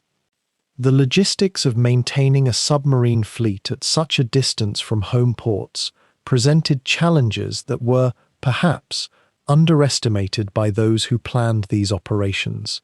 Consider, if you will, the simple matter of fuel consumption. A submarine traveling from the Mediterranean through the Strait of Gibraltar, across the width of the Atlantic, and to patrol areas off the coasts of Africa or South America required enormous quantities of diesel oil. The voyage alone consumed resources that could have been directed elsewhere. Supply lines had to be maintained through hostile waters. Spare parts had to be manufactured and transported. Crews required rest and rotation, yet the submarines themselves could rarely return home for extended periods, as the journey consumed months that might otherwise have been spent on patrol. These practical constraints, though unglamorous, shaped the actual scope of BETASOM's ambitions in ways that strategic planning documents did not always fully acknowledge. Among the Italian submarine commanders who took their vessels to the Atlantic was a figure who deserves particular attention, Lieutenant Commander Gianfranco Gazzana Priaroggia, who commanded the submarine Archimede. Gazzana Priaroggia was among the more accomplished submarine captains in the Italian Navy, a man whose record suggested the potential that BETASOM's best officers might possess. In 1942 and 1943, he conducted patrols in the South Atlantic with a skill and determination that earned him respect among his peers. His success, such as it was, did not come from revolutionary tactics or superior technology, but rather from patience, careful observation of sea conditions, and an intimate understanding of merchant shipping patterns. He learned to position his vessel not where enemy ships were most abundant, but where they were most likely to be caught unprepared. This distinction between knowing where targets exist and knowing where they can be found separates the fortunate attacker from the skilled one. Yet even Gazzana Priaroggia's abilities could not overcome the fundamental limitations that constrained BETASOM operations. The submarines under his command, and those under the command of other Italian captains, discovered that hunting in the vast Atlantic required not merely courage or competence, but a kind of luck that becomes increasingly rare as defensive measures improve. A merchant vessel spotted on the horizon might be traveling in convoy, protected by destroyers that could respond with devastating speed. A target that seemed isolated might suddenly be revealed as bait in a carefully laid trap. The technology available to submarines, their periscopes, their hydrophones, their limited speed while submerged, began to seem almost primitive in comparison to the ever-improving detection methods available to the Allies. The question of how many ships BETASOM submarines actually sank during their Atlantic operations remains somewhat contested by historians, though the general consensus suggests the number was modest relative to the resources expended. Estimates vary, but figures in the range of 15 to 25 confirmed kills are commonly cited, with several additional vessels claimed as probable targets. These numbers, while not insignificant, must be understood in the broader context of Atlantic convoy warfare, where the volume of shipping was enormous, and the percentage losses, though operationally important, represented a small fraction of total merchant marine casualties. The cost in human life aboard the submarines themselves was proportionally far higher. Of approximately 115 Italian submarine officers and men who served in BETASOM operations, a substantial percentage would not survive the war. Some would perish when their submarines were sunk by enemy action. Others would be lost to disease, accident, or the grinding pressure of extended combat operations in a hostile environment. Still others would fall victim to the peculiar dangers that attended submarine warfare in its final years. The deteriorating situation in North Africa during 1943 began to cast an ominous shadow over BETASOM's mission and strategic purpose. As German and Italian forces were pushed back across Libya and Algeria, the supply lines to the Axis forces became increasingly precarious. The submarine fleet, which had been conceived partly as a means of disrupting enemy supply networks, found itself increasingly called upon to supply Axis garrisons and carry vital materials to isolated commanders. This shift in purpose, from commerce raiding to supply transport, was itself a signal of how the war had moved against Italy and Germany. When submarines must abandon their primary military function to serve as cargo vessels, it suggests that the conventional military situation has deteriorated beyond the point where conventional solutions remain available. The psychological effect on submarine crews of being transformed from hunters into supply mules cannot be underestimated. The glamour and purpose that had motivated these men, the sense of striking blows against the enemy, yielded to the mundane reality of moving supplies through waters that had become increasingly dangerous. The technical specifications of the submarines themselves, when examined closely, reveal both sophistication and limitations that tell us much about the state of Italian naval engineering. The Marconi-class submarines, among the most modern in the Italian fleet, displaced around 1,700 tons when submerged and could achieve speeds of 18 knots on the surface. Their range was considerable for the period, allowing them to remain at sea for extended periods without refueling. They carried an armament of torpedoes and deck guns that in the early war years would have been considered formidable, yet by the time they were deployed to the Atlantic, the evolution of naval combat had already moved beyond these specifications in important ways. Enemy vessels were faster in many cases. Detection systems available to Allied escorts could locate submarines from distances that submarines themselves could not effectively perceive. The armor and construction of these vessels, while sound, provided only modest protection against the depth charge attacks that would become increasingly frequent. How much comfort, one might wonder, does a well-designed submarine provide when it is hunted by an enemy one cannot see? As 1943 progressed into late autumn and winter, the operational environment for BETASOM became ever more hostile. The Allies, having established themselves in North Africa and begun planning the invasion of Sicily and mainland Italy, enjoyed superior air cover over an ever-widening portion of the Atlantic.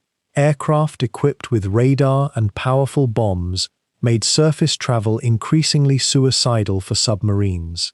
Submerged operations, while safer from air attack, were slower and more limited in their ability to pursue fleeing targets. The submarines found themselves in a constant state of trade-offs: remain on the surface and move quickly but risk aerial attack, or submerge and lose speed and the ability to scan the horizon effectively. Neither option provided genuine safety. This squeeze, this narrowing of viable tactical choices, was perhaps the truest representation of how the tide of war had shifted against the Axis powers. It was not dramatic or sudden, but rather a gradual compression of possibilities until the submarine captains found themselves commanding vessels that could neither effectively attack nor reliably escape. The question of crew morale during this period deserves consideration, though historical records provide us with only fragmentary evidence. What can be inferred, however, from patterns of loss and the surviving accounts of those who participated suggests that the men serving aboard BETASOM submarines understood, at some level, the increasingly desperate nature of their mission. These were professionals, mostly, who understood the mathematics of naval warfare as well as any. They could observe the same trends that historians now analyze: the increasing frequency of Allied patrols, the improved detection technology, the growing losses among submarines throughout the entire Axis fleet. Yet they continued to prepare their vessels for patrol, to gather supplies, to study charts of distant waters, because what else could they do? The option to simply cease operations and admit defeat was not available to military men bound by oath and duty. So they proceeded with the routines of seamanship and war, maintaining their submarines and preparing for missions that many of them, in the quiet moments below decks, likely suspected would be their last. The crews who had survived the journey from Bordeaux carried with them a peculiar burden of knowledge. They had crossed an ocean that seemed, in those final months of war, to hold no mercy for anyone beneath its surface. The Atlantic in 1944 and 1945 was not the same ocean it had been when the boats first departed from France.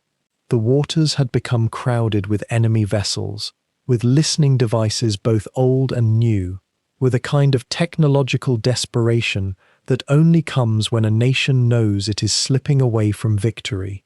And yet, the men of the BETASOM flotilla were asked to continue their patrols as though nothing had changed, as though the end were not already written in the depths around them. When a U-boat captain received orders in those months, orders that often came by radio-encoded transmissions that grew less reliable with each passing week, there was a strange quality to the experience. The captain knew, on some level that lived beneath the official certainty, that the war machine that had sent him to sea was already fragmenting. The supply lines that had sustained the Atlantic flotillas were thinning. The logistical support that once felt infinite had become precious and occasionally impossible. A U-boat might surface expecting new orders, expecting coordinates for a merchant convoy, expecting some sign that the grand strategy of commerce raiding still held meaning. Instead, the messages that arrived spoke of withdrawal, of regrouping, of operations that seemed designed more to maintain the pretense of purpose than to achieve any decisive result. Consider, for a moment, what it might feel like to be a young officer in such a position. Your boat is submerged in black water, beneath a sky you cannot see. Your crew, perhaps 30 or 40 men, depending on the boat's class, are arranged throughout the vessel in spaces so confined that personal privacy becomes almost mythical. The ventilation hums with a constant, barely acknowledged presence. The torpedoes in their tubes wait in the darkness, and then a message arrives telling you that your mission has changed, or that support is being redirected, or that your patrol window has been extended because other boats have been lost and their sectors must be covered. How does one process such information? How does one maintain a sense of purpose when the machinery of command itself has begun to deteriorate? The boats that remained operational in the latter part of 1944 and into 1945 were, in many cases, the newer Type 1XC models, vessels that represented the pinnacle of U-boat engineering, yet were also arriving too late in the war to offer any compensating advantage. These submarines were larger, with greater range and carrying capacity, designed to operate far from port and to strike against distant targets. They had been conceived in optimism and built in desperation. Many of them never fired a single torpedo in anger. Many of them never encountered an enemy vessel at all. Instead, they patrolled empty waters, maintaining their acoustic silence, listening to the ocean for sounds that might indicate a target, or, more pressingly, a threat. The acoustic environment of the Atlantic during these months was one of increasing density. The Allies had deployed hydrophone networks, chains of listening devices positioned at fixed locations on the ocean floor, that could detect the underwater sounds of a submarine at considerable distances. Modern scholarship suggests, though with appropriate hesitation given the incomplete nature of some historical records, that these systems became increasingly effective as 1945 approached. A U-boat's engines made noise. Its propellers created a distinctive acoustic signature. The very act of maneuvering through water, of adjusting trim and ballast, generated sounds that an alert listener might detect. The ocean, which had once seemed infinite in its emptiness, had become something closer to a glass room where all movements were potentially visible to an invisible observer. This acoustic threat altered the behavior of the boats in subtle but profound ways. Captains became more cautious, more conservative in their movements. Patrols that might have once been conducted at moderate depth and moderate speed now involved long periods of extreme silence, what the men called creeping. A boat would proceed at minimal velocity, sometimes barely moving through the water. All non-essential systems shut down, every man aboard acutely aware that any sound might be his last. The psychological toll of such operations cannot be easily quantified, yet it was undoubtedly considerable. Imagine the sensation of moving through enemy-held territory, with the knowledge that at any moment, from any direction, destruction might come. Imagine that this sensation persists not for hours or days, but for weeks or months at a time. The officers who commanded these boats were, by and large, highly trained and experienced men. Many of them had completed multiple patrols before the final year of the war. Some had seen comrades die, had survived attacks, had accomplished their missions, and returned to port only to be sent out again. There was a professional quality to their approach, a kind of technical mastery that was genuinely impressive. Yet even professional detachment has limits. Even the most experienced submarine commander, watching his options narrow and his chances of survival diminish, must have felt something like the slow, cold certainty of a closing trap. One aspect of the BETASOM operation that often goes under-examined in historical accounts is the relationship between the Italian officers who nominally commanded these boats and the German crew members who actually operated them. The submarines themselves were German vessels, built to German specifications, equipped with German weapons and German engineering. The crews were predominantly German, selected from the submarine arm of the Kriegsmarine. Yet the command structure, at least officially, included Italian officers in positions of authority or observation. This created a peculiar dynamic that varied considerably depending on the individuals involved and the specific circumstances of each patrol. Some Italian officers had genuine authority and respect. Others served more as liaison figures, witnesses to German operations conducted in their name. The question of how much command authority truly rested with the Italian versus the German officers remains, in many cases, a matter that historians approach with appropriate uncertainty.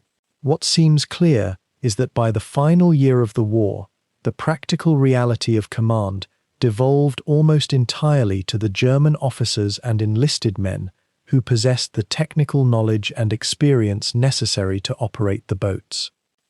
The patrols conducted during this period grew increasingly hazardous, not merely because of enemy opposition, but because of the deteriorating condition of the boats themselves. Submarines are complex machines that require constant maintenance and careful handling. The trips across the Atlantic, the long patrols, the attacks and evasions, all of these took their toll on the vessels. Some boats began to show signs of wear that could not be adequately repaired in the available facilities. Seals that had been replaced multiple times began to show stress. Hull integrity, while remaining adequate, was sometimes marginal. Machinery that had been designed with operational margins began to operate closer and closer to its rated limits. A boat that had once been in peak condition might, after 2 or 3 patrols, become something considerably less reliable. And yet the patrols continued because the alternative, standing down the boats, admitting that the operation was no longer viable, was something that the German High Command could not bring itself to do. There is something deeply human in this refusal, even as one recognizes its tragic dimension. Organizations, like individuals, sometimes cannot accept the reality of their own decline. They continue investing in projects that have ceased to be viable. They commit resources to operations that have become exercises in futility. This is not merely a feature of military institutions, though military hierarchies perhaps make such dynamics more visible and their consequences more catastrophic. The BETASOM flotilla, by late 1944, had become in some sense an institution maintaining itself not because it could accomplish its stated objectives, but because the institutional structures that had created it could not imagine discontinuing it.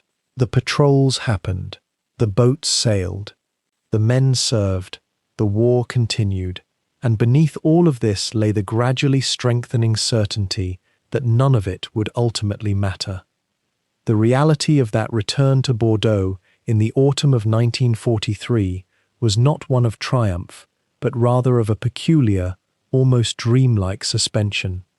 The men who sailed back into the estuary found themselves caught between 2 worlds, no longer quite Italian sailors in the traditional sense, yet not fully integrated into the German operational structure that now held dominion over their fate. The submarines themselves, those sleek and purposeful vessels that had carried them across vast oceans, now sat idle in the harbour, with an air of melancholy resignation. Paint peeled slowly from their hulls. Seawater pooled in their compartments. The rhythm of engine maintenance continued, but without the urgency that had once defined their purpose. What becomes evident, when we pause to consider this period closely, is the profound psychological toll that statelessness imposed upon these crews. These men had been trained as Italian naval officers. They had served their nation with disciplined precision, and now, quite suddenly, the very nation they served had fragmented.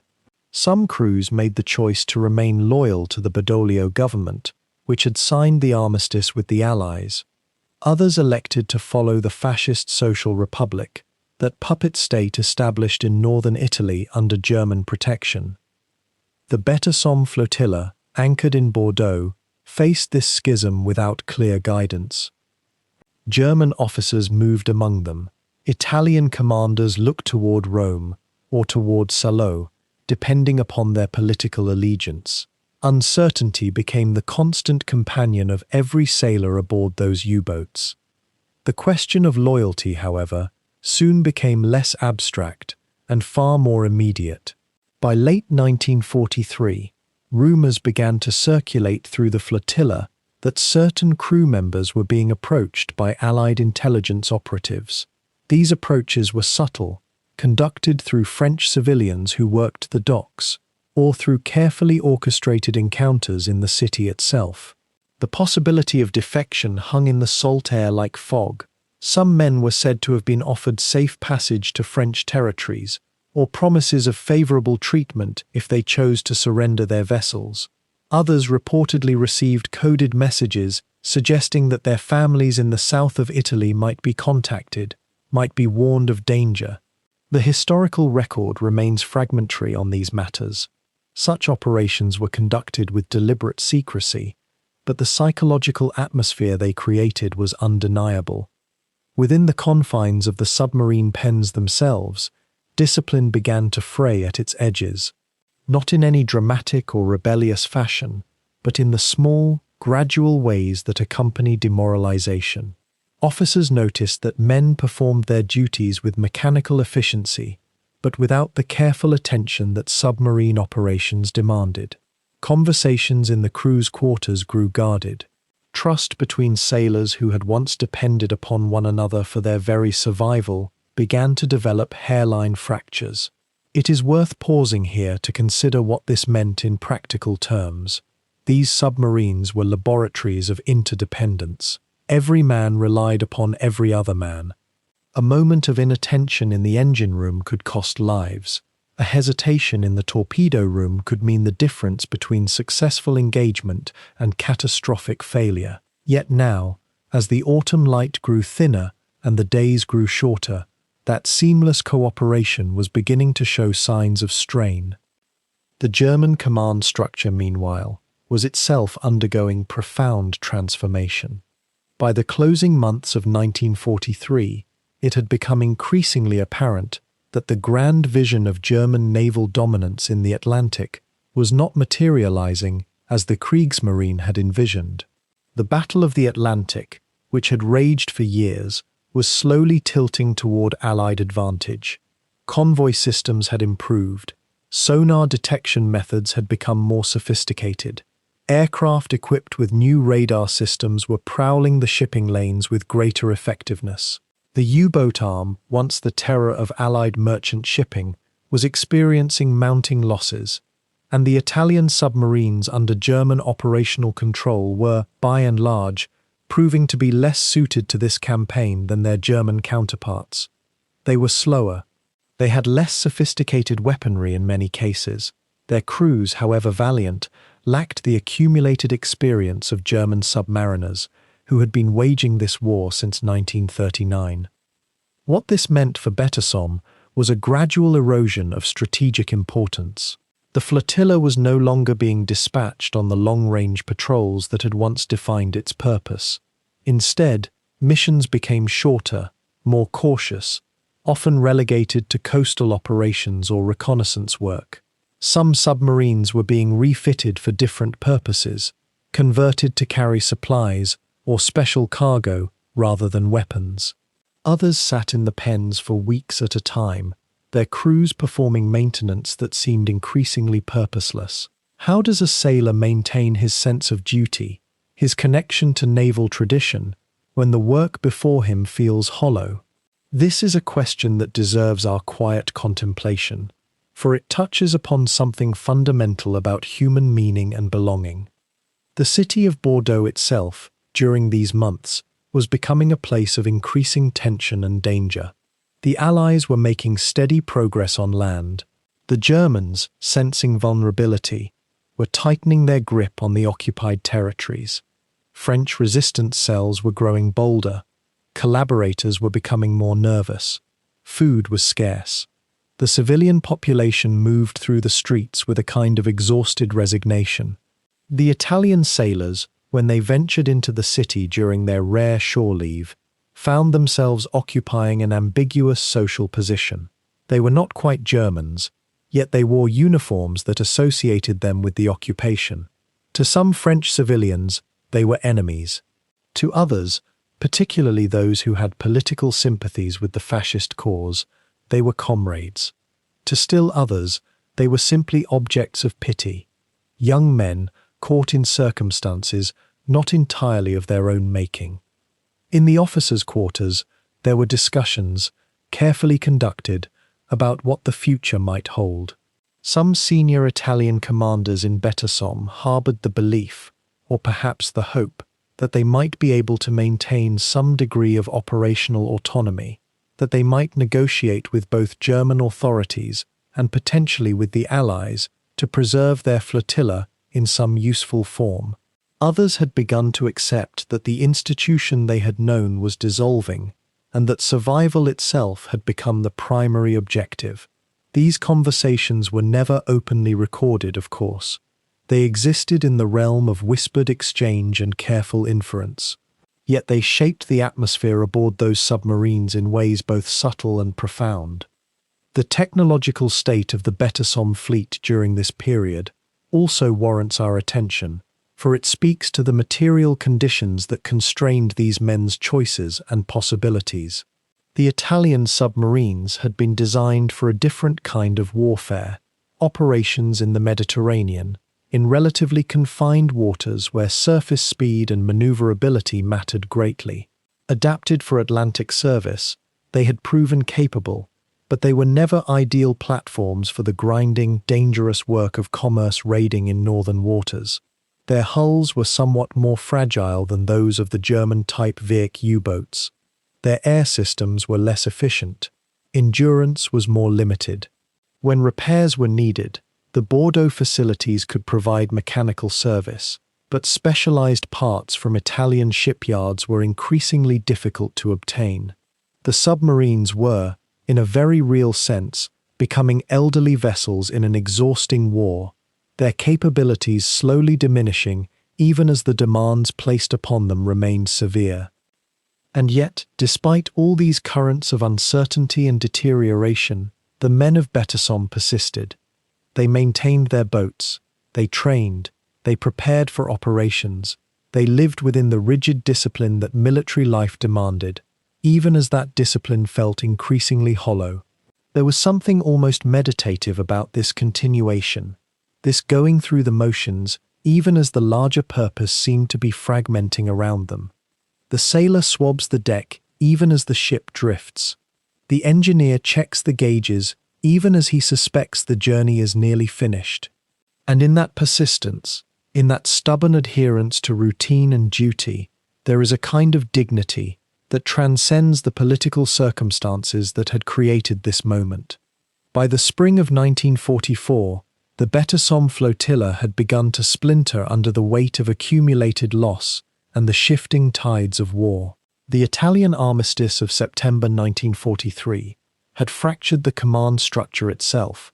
Some boats remained operational under the Italian Social Republic in the north, while others found themselves absorbed into service under German operational control, their original crews displaced or reassigned.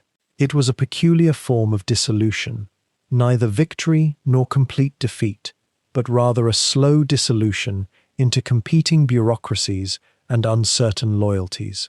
The submarines that survived this period of reorganization discovered themselves caught between two masters, each with their own strategic vision, and both increasingly desperate as the Allies tightened their stranglehold on the European theatre.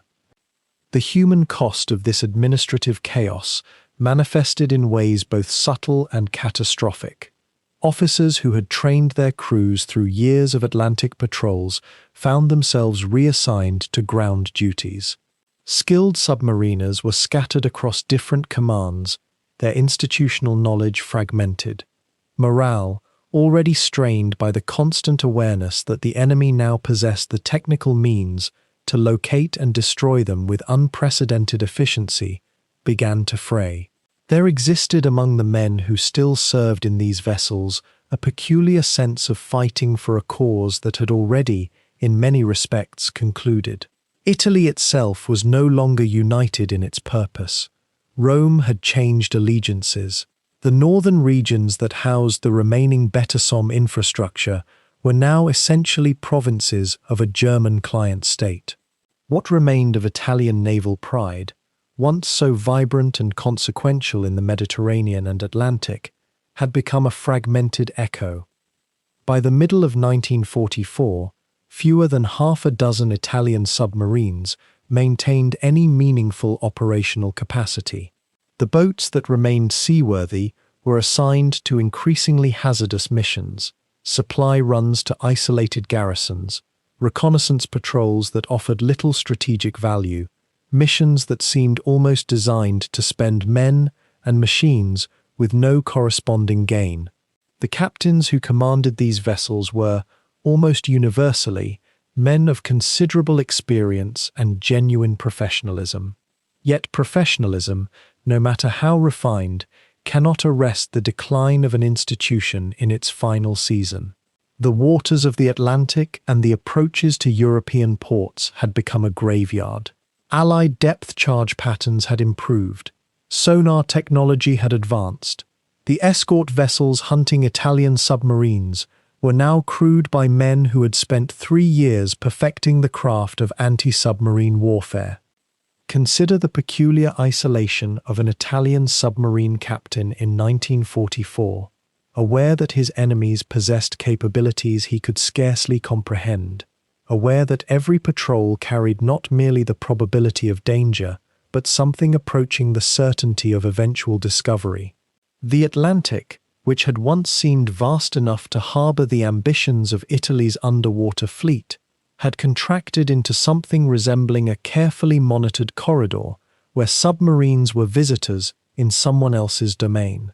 The Germans maintained their own U-boat forces, increasingly diminished but still formidable, still conducting operations with the kind of systematic ruthlessness that Italian commanders regarded with a mixture of respect and distance. There had always existed between the Italian and German submarine services a kind of professional separation, different doctrines, different training methodologies, different assumptions about how war at sea should be conducted. The Italian approach to submarine warfare had evolved from a Mediterranean tradition, a service rooted in the operational patterns of that enclosed sea. The BETASOM flotilla, when it ventured into the Atlantic, was executing a kind of professional translation, attempting to apply lessons learned in different waters to an ocean far vaster and more unforgiving. The Atlantic demanded different thinking, longer endurance requirements, greater depths, the constant pressure of organized enemy response on a scale the Mediterranean had never demanded. By 1944, those who had attempted this translation were mostly gone, lost to depth charges and ramming attacks, and the simple cumulative stress of months spent in a vessel designed to be hunted. The surviving captains understood, at some level they may not have articulated even to themselves, that they were presiding over something that would not endure. The machines they commanded were becoming obsolete even as they served. The men who crewed them were becoming exhausted in a way that rest alone could not remedy. There emerged, in the records and oral histories that survive this period, a curious sense of resignation mixed with professionalism. Officers continued to maintain their vessels to the highest standards. Crews continued to perform their duties with discipline and competence. Yet there existed alongside this professional comportment a quiet awareness that the war was being decided elsewhere, by superior numbers and superior technology, and that the role of the BETASOM flotilla in 1944 was not to win, but to observe and endure, and somehow maintain dignity in the face of inevitable attrition. What missions remained were often assigned by German command, reflecting German strategic priorities that did not necessarily align with what remained of Italian naval interests. The submarines that had once sailed under the banner of a proud maritime nation now operated, in many cases, under orders interpreted through the filter of German operational doctrine. It was a strange twilight period, neither war nor peace, but something more akin to a slow fade in which machines and men continued their functions even as the grand structures that had given those functions meaning crumbled around them. The Atlantic itself seemed to grow quieter around these final operations, as though the ocean was beginning to forget that Italian submarines had ever ventured into its depths at all. The final months of 1944 brought a creeping recognition across the Italian naval command that the war, as they had known it, was fundamentally transforming. The submarines that had once prowled distant waters with something approaching tactical freedom now found themselves increasingly trapped, not by enemy action alone, but by geography, by circumstance, by the slow crushing weight of strategic inevitability.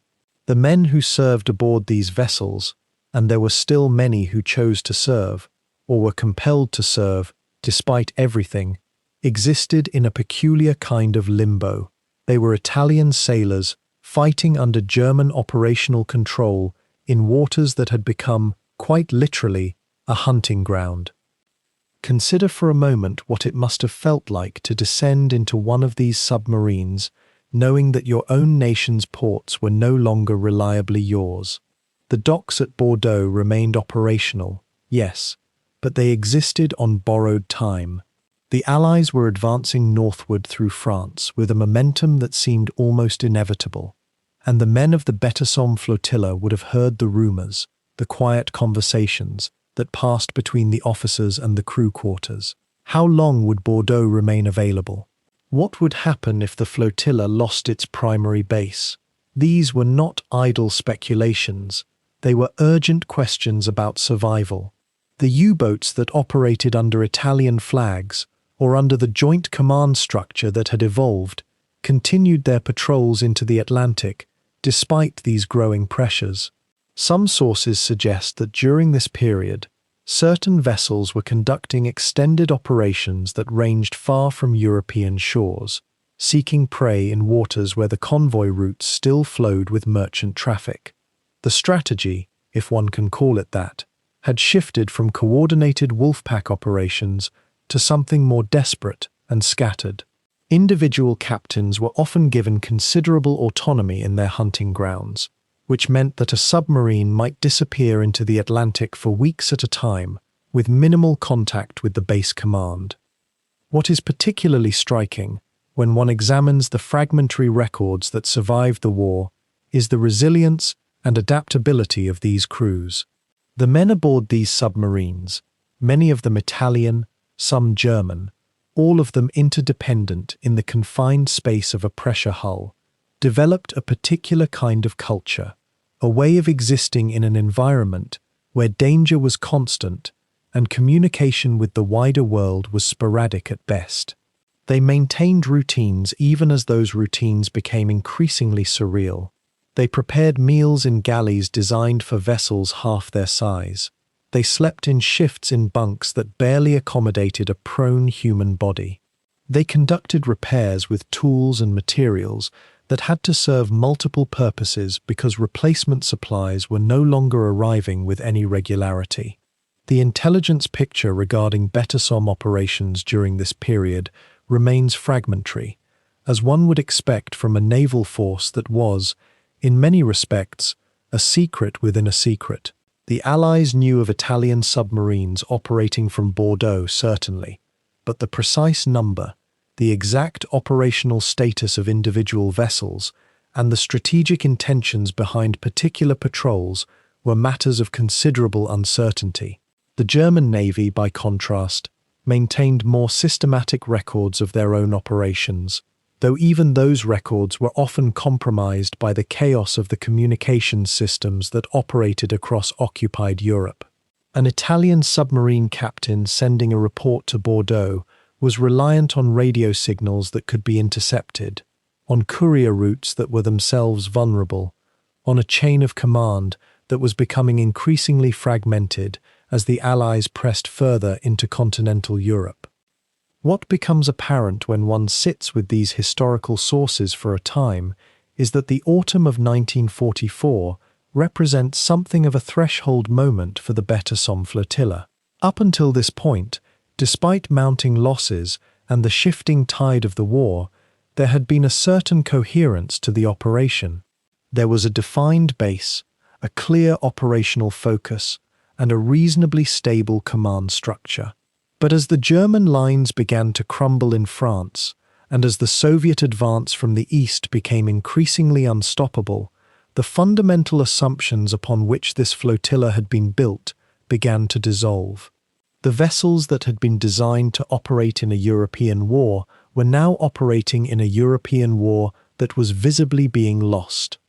Some of the captains and crew members would have been reassigned during this period. The German Navy, facing desperate shortages of trained personnel across all branches, sometimes requisitioned Italian submarine crews for other duties. A skilled engineer might be transferred to help manage a damaged U-boat. A radio man with particular expertise might be reassigned to a communication center on shore. These transfers, when they occurred, would have had a disorienting quality to them. A man who had spent months or years in the tight-knit community of a submarine crew might suddenly find himself on shore, in a barracks, far from the sea, trying to adjust to the different rhythms of land-based military life. The question of supplies during this period is one that historians have not fully illuminated, perhaps because the available documentation is so scattered. How did the submarines at Bordeaux obtain their provisions? Some came from German stockpiles, certainly. Some came through Italian supply lines that still, however tenuously, connected occupied France to what remained of Italian territory. Some likely came through means that were understood to be temporary, requisitions from local stocks, arrangements made with civilian contractors, the kind of improvised logistics that become necessary when regular supply systems break down. The men aboard these vessels would not have gone hungry, necessarily, but their diet would have become increasingly monotonous, and the quality of provisions would have deteriorated. Canned foods designed to last years in storage, hardtack, tinned meat that was often poorly preserved, these became the routine of submarine life even more than before. The atmosphere aboard a submarine at rest in port was quite different from the atmosphere aboard a submarine at sea, and during this period, many of the vessels in the flotilla would have spent considerable time in port, undergoing repairs, reprovisioning, or simply waiting for orders that came with increasing irregularity. The port itself, Bordeaux, would have been a study in controlled chaos, a major city in an occupied country, with significant German military presence, with factories still attempting to produce war materials. With the constant threat of Allied bombing, Bordeaux in late 1944 was not a pleasant place to be, yet it had, in some ways, grown accustomed to its role as a submarine base. There were established procedures, established relationships between the naval command and the civilian authorities, established networks for obtaining supplies and services that a submarine crew might require. But there was also, one senses, a kind of haunting uncertainty that would have pervaded the port and the vessels tied up there. The men would have been aware, through overheard conversations, through official briefings, through the simple observation of military movements and the arrival and departure of transport aircraft, that the military situation was deteriorating. A submarine captain in Bordeaux in November of 1944 might have been briefed on the latest strategic estimates, might have been told that the German lines were still holding in the east, that the Allies faced logistical challenges in their advance through France, that there was still hope for a stabilization of the front. But the evidence of contrary conclusions would have been everywhere around him. The command structure of BETASOM during this period remains somewhat obscure in the historical record. Who held ultimate responsibility for the operations of Italian submarines from Bordeaux? The answer, unfortunately, is not entirely clear. There were Italian naval officers who exercised command authority over Italian vessels. There were German officers who had overall strategic responsibility for all submarine operations in the Atlantic. There were admirals in Rome, though Rome's authority over distant naval operations was already becoming increasingly tenuous. There were likely individual captains who exercised considerable autonomy in the absence of clear direction from above. This kind of ambiguous command structure might have been a source of tension and confusion, or it might have allowed for a kind of flexibility that more rigidly organized forces could not achieve. Perhaps it was both. The men aboard these submarines understood something that surface sailors could rarely grasp. the peculiar intimacy of danger wrapped in steel and silence. In the narrow corridors of a U-boat, where air grew thick and recycled with each passing hour, there was no distance between crew members, no hierarchy that could truly shelter you from the knowledge that everyone shared. You were trapped together in an iron coffin that could transform into your tomb within minutes. The BETASOM commanders, many of them veterans of earlier Atlantic campaigns, carried this weight not as burden but as texture, woven into the very fabric of command. They knew their men's names, their families' circumstances, their particular fears and strengths. This was not sentiment but survival. A crew's competence depended partly on discipline and training, yes, but also on trust so complete it became almost unspoken. Captain Gianfranco Gazzana Priaroggia embodied this particular form of leadership, and by the autumn months of 1943, as the BETASOM fleet continued its operations across vast stretches of the Atlantic, his submarine Archimede represented perhaps the finest expression of what Italian submarines had learned to become. The boat itself, despite its age and the accumulated wear of months at sea, moved through the water with a kind of practiced grace. The crew had developed rhythms that allowed them to function almost as a single organism, watch rotations so seamlessly choreographed that one man could slip from his bunk and another would already be rising to take his place before the first had truly departed. The submarine's sonar operators learned to distinguish between the sounds of their own hull settling and the distant tremor of approaching enemy vessels. The torpedomen maintained their weapons with the care of priests tending sacred relics. The engineers coaxed maximum efficiency from engines that had crossed the Atlantic more times than most of the crew members had crossed the Mediterranean. Yet there was something paradoxical growing in the Atlantic in those months, something that the BETASOM commanders could sense, even if the full implications remained obscured by distance and the fog of incomplete intelligence. The tide of the war itself was shifting in ways that went beyond the usual fluctuations of tactical advantage and disadvantage. The Americans had entered the conflict, and with that entry had come not merely more ships and more sailors, but an entire industrial apparatus geared toward producing vessels faster than they could be sunk. The convoy system, refined through the earlier U-boat campaigns in the Atlantic, was becoming progressively more effective. Escort vessels equipped with newer sonar, with radar that could detect a periscope at surprising distances, with depth charges that seemed to come from nowhere and everywhere simultaneously. These were the hazards that every submarine captain had to contemplate now. The Italian submarine captains operated at what might be called the distant edge of a much larger catastrophe. The German U-boats that had dominated the Atlantic earlier in the war were finding themselves increasingly hunted, increasingly outmatched by the coordinated response of Allied forces. Fewer U-boats were returning from patrols. The losses were mounting in a way that even the German High Command could no longer obscure through optimistic reports and statistical manipulation. And the Italian submarines, though operating with somewhat different parameters and under different strategic authority, were nevertheless affected by the same fundamental shift in the balance of naval power. Have you considered how information traveled through naval circles, how rumors and official reports filtered down through the ranks and influenced the morale of men who had no control over the larger decisions that shaped their fate?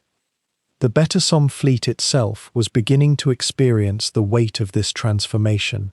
Not all submarines returned from their Atlantic patrols. Some simply disappeared, their fates unknown, their losses recorded in the dry language of official documents and service records, but their absence felt with terrible clarity by the remaining crews. Commander Renato Farini, aboard the submarine Gorgo, had begun to wonder in his private logs whether the tide had truly turned, whether the mathematics of attrition were slowly working against the Italian submarine service in ways that no amount of tactical brilliance or courage could overcome.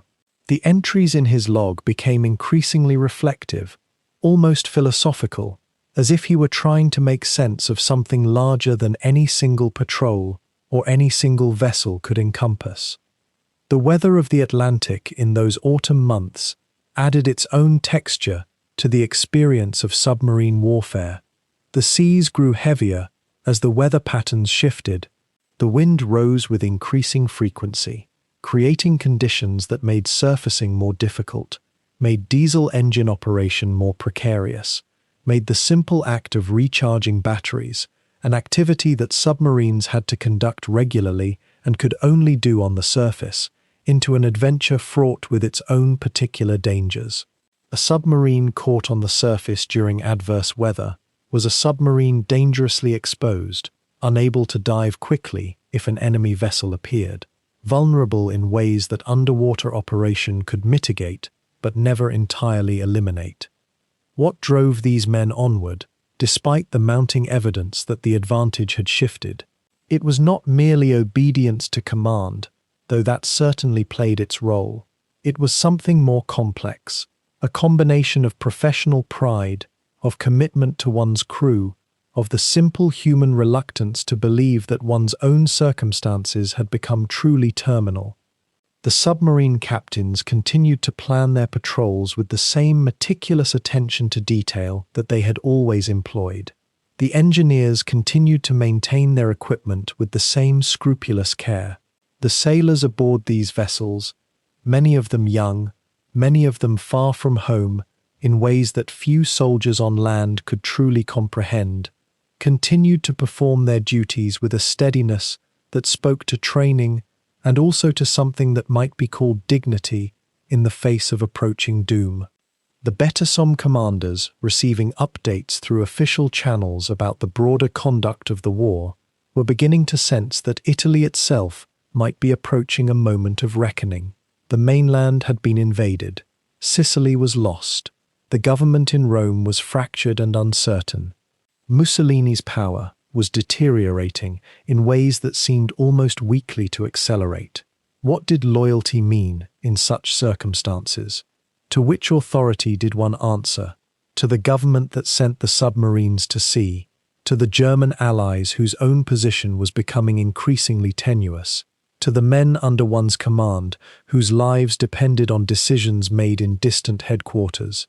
These were questions that occupied the thoughts of the BETASOM commanders as they navigated not only the physical waters of the Atlantic, but also the deeper, more treacherous currents of political uncertainty that seemed to be pulling at the foundations of everything they had been trained to uphold. The submarines themselves, those aging boats that had already served through years of war, began to take on the character of floating monuments to an era that was passing away. They were no longer the cutting edge of naval technology, if they had ever truly been so. The British and Americans continued to introduce newer anti-submarine tactics and equipment. The gap between what the BETASOM submarines could do and what enemy forces could counter was narrowing with each passing month, and yet these men continued to receive their orders, continued to prepare their boats, continued to sail out into the vastness of the Atlantic with the full knowledge that the odds against their return were steadily accumulating. Perhaps there is something in the human spirit that finds meaning not in victory, but in the struggle itself, in the refusal to surrender, even when surrender might seem the wiser course. By the autumn of 1943, the BETASOM command structure had begun to shift beneath the weight of accumulated losses and the slow, inexorable compression of Axis power. The flotilla, once imagined as Italy's answer to German submarine dominance across the Atlantic, had become something rather different, a force scrambling to maintain relevance in a war that was slipping away from its architects, day by day, convoy by convoy. Admiral Angelo Perona, who had overseen much of the early operational planning, found himself grappling with an uncomfortable question that many senior officers were beginning to whisper in the corridors of power. What was the true purpose of BETASOM anymore? When the Germans seemed unwilling to share intelligence, when fuel supplies dwindled, when the enemy's anti-submarine capabilities grew more sophisticated with each passing month. The boats themselves, though, did not pause to contemplate such abstractions. They continued their patrols with a kind of determined monotony, each voyage a calculus of fuel consumption, distance, enemy contact reports, filtered through increasingly unreliable channels. The Giovanni da Procida, the Calvi, the Dandolo. These became names familiar to a shrinking cadre of experienced captains and crews, who understood that their chances of returning from a deployment were diminishing with mathematical regularity. Some historians, looking back across the decades with the clarity of hindsight, have noted that by this point in the war, a BETASOM submarine had perhaps a 1 in 4 chance of returning from a transatlantic mission intact. That is a figure worth sitting with for a moment. 1 in 4. The men who volunteered for, or were assigned to, these vessels understood the odds, whether consciously or not, through the simple mechanism of observing who did not come home. The technological gap, too, was widening in ways that Italian naval intelligence had not fully anticipated. The Allies, principally the British with their ASDIC equipment, and the Americans with their increasingly sophisticated radar systems, had moved ahead of Axis submarine detection in ways that made traditional hunting grounds far more dangerous than they had been even 2 years earlier. A U-boat operating under German command could, at least nominally, depend on access to German technical advances and a vast infrastructure of supply depots scattered across occupied Europe. The BETASOM boats, by contrast, operated in relative isolation, dependent on a diminishing trickle of supply and support from a nation whose own industrial capacity was under severe and mounting strain from aerial bombardment. The human dimension of all this deserves particular attention, because it is easy, when speaking of naval history and wartime logistics, to allow the individual to dissolve into abstraction. But there were men aboard these submarines, men who wrote letters home that they knew might never be delivered, who shared photographs of wives and children in the cramped quarters of the boat, who performed their duties with varying degrees of commitment and varying degrees of hope. Some had enlisted with genuine conviction in Mussolini's vision of a resurgent Italian empire. Others had been conscripted or had volunteered because there seemed, at the time, little choice. Still others had gradually moved from whatever ideological position they had held towards something simpler and more primitive, the desire to survive, to see this war end, to return to a world where the roar of diesel engines and the constant threat of detection were no longer the background music of existence. There was a particular pathos to the middle years of BETASOM's operation, a period when the initial enthusiasm had definitely faded, but the definitive collapse had not yet arrived. Men were asked to accomplish missions that their commanding officers knew to be increasingly difficult, in vessels that were beginning to show their age, with fuel and spare parts that were becoming harder to obtain. The boats were being pushed harder, asked to range farther, expected to deliver results that would justify their continued existence as a fighting force. And some of them did achieve successes, isolated moments of triumph when a convoy was spotted, a cargo vessel sent to the bottom, a tanker destroyed. But these victories, when they occurred, felt increasingly like exceptions in an escalating pattern of failure and loss. Consider the experience of a submarine that departed Bordeaux in the winter months, perhaps January or February of 1944. The voyage across the Atlantic would take 3, perhaps 4 weeks if all went reasonably well. The crew would be confined in a steel tube measuring perhaps 200 feet in length and perhaps 20 feet in diameter, crowded with sleeping hammocks hung above the torpedo tubes, with diesel engines that had to be carefully managed to extend their operational endurance. The food would be adequate but monotonous. The air would become increasingly stale as the days stretched on, and the psychological weight of knowing that enemy vessels might be nearby, that a single error could result in the sudden violent sinking of the boat, would be present in a way that only those who have experienced it could truly understand. The radio operators in these boats had become, in many ways, the lifeline of the flotilla. They maintained contact with Bordeaux, receiving encrypted messages containing orders and intelligence, transmitting their own reports of sightings and operational status. The radio traffic, though encrypted, had become increasingly readable to the Allies, particularly the British with their Bletchley Park resources. This was a fact that BETASOM Command did not fully grasp. They continued to transmit, in ciphers that were considerably less secure than they believed them to be, providing the Allies with increasingly detailed knowledge of flotilla movements, supply requirements, and operational intentions. It was a form of running blindness, operating with the confidence that one possessed the initiative, when in fact, a considerable portion of one's own communications were being read by the enemy. Yet the boats continued to operate, continued to venture forth into the Atlantic, continued to search for convoys and merchant vessels. The captains and crews performed their duties with professionalism and courage, even as the strategic situation deteriorated. Some historians have suggested that there was an element of futility that had entered the hearts of even the most committed officers, a recognition that the war was being lost, that further sacrifice would not change the ultimate outcome, that the best one could hope for was to fulfill one's duty with honor and to survive to witness whatever came after.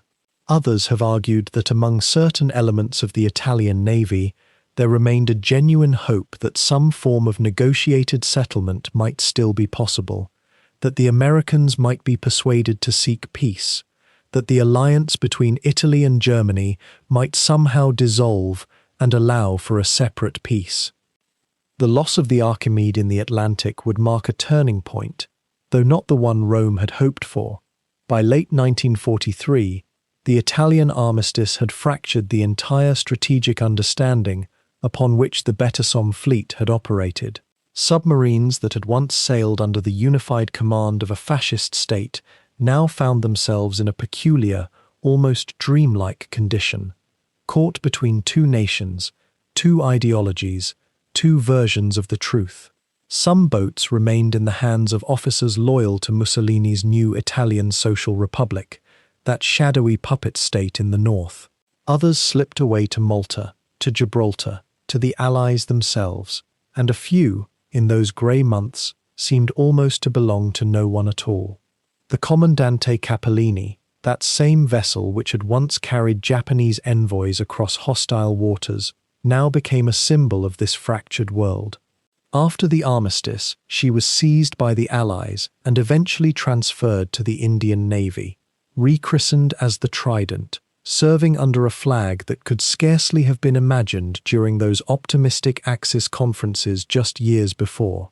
There was something profoundly melancholic in such transformations, not tragic perhaps, but tinged with a quiet kind of obsolescence, as though the submarine itself had become a ghost of abandoned purposes. Yet even as these diplomatic and strategic upheavals unfolded, there remained crews still aboard Italian boats, men who had spent months or years in the dark, performing their duties with the meticulous precision that submarine warfare demanded.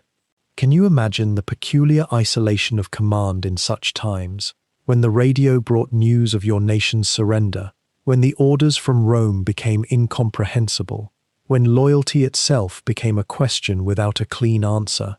These officers and their men existed in a suspended state, neither fully at war nor truly at peace, continuing their patrols in waters that seemed increasingly indifferent to their presence.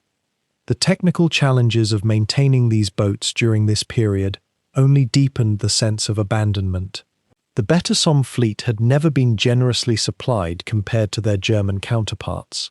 Parts were difficult to obtain, spare engines were rarities, and the infrastructure that had supported Italian submarine operations from Bordeaux was now in flux. German High Command, growing ever more suspicious of Italian intentions even before the formal armistice, had already begun restricting access to certain facilities and resources. After September 1943, that restriction became a wall, Italian submarines could no longer rely on the German repair yards, the German supply chains, the German fuel reserves that had sustained them. This is where we begin to see the true fragmentation of BETASOM, not as a unified force, but as scattered vessels, each commanding officer making decisions based on fragmentary information, personal conscience, and the desperate calculus of survival. Some boats attempted to limp toward neutral waters. Others remained on patrol, their crews uncertain whether they were still fighting the same war. A few, in acts of extraordinary prescience or luck, managed to position themselves in such a way that when the armistice came, they were neither captured by the Germans nor forced to surrender to the Allies. They existed, for a time, in a kind of maritime limbo. The fate of the Tarantini provides a sobering illustration of these conditions. She was a medium-sized submarine that had participated in several Atlantic operations, though with far less success than some of her sister ships. By late 1943, she had been recalled to European waters and was operating from Bordeaux under the increasingly strained German-Italian naval cooperation. When the armistice came and Italian forces began to splinter, the Tarantini was damaged in a bombing raid, her hull compromised, her systems struggling. Her commanding officer faced an extraordinary choice: attempt the dangerous journey south toward Allied-held territory and surrender with honor, or scuttle the boat rather than allow her to fall into German hands. The decision, made in conference with his officers, was to sink her deliberately, in an act that was at once an acceptance of defeat and a preservation of what remained of Italian naval honor. Such scenes, repeated across different boats in different circumstances, paint a picture of the BETASOM fleet's final chapter that is far more complex and poignant than simple military history might suggest. These were men who had served with skill and dedication in a war that was already lost, and who then faced the additional burden of watching their nation fracture at the moment they were least prepared to understand why.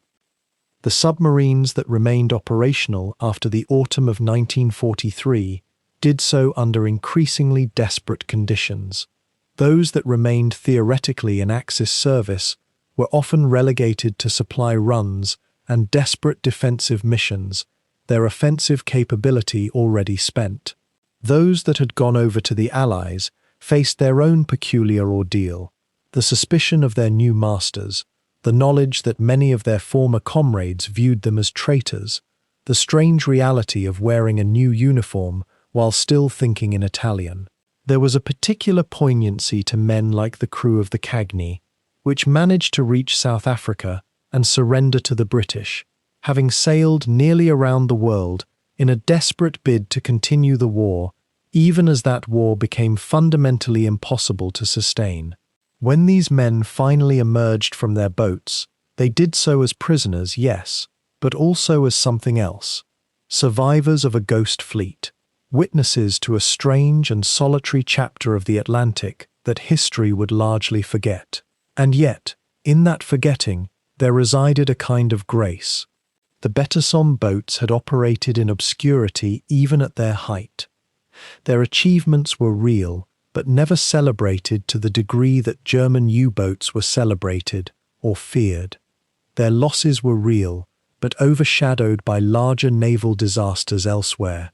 In the end, their story would be told in whispers, in memoirs written decades later, in the occasional naval history that paused to acknowledge that Italy, too, had sent its submarines into the Atlantic, and that Italy, too, had paid the price for that ambition.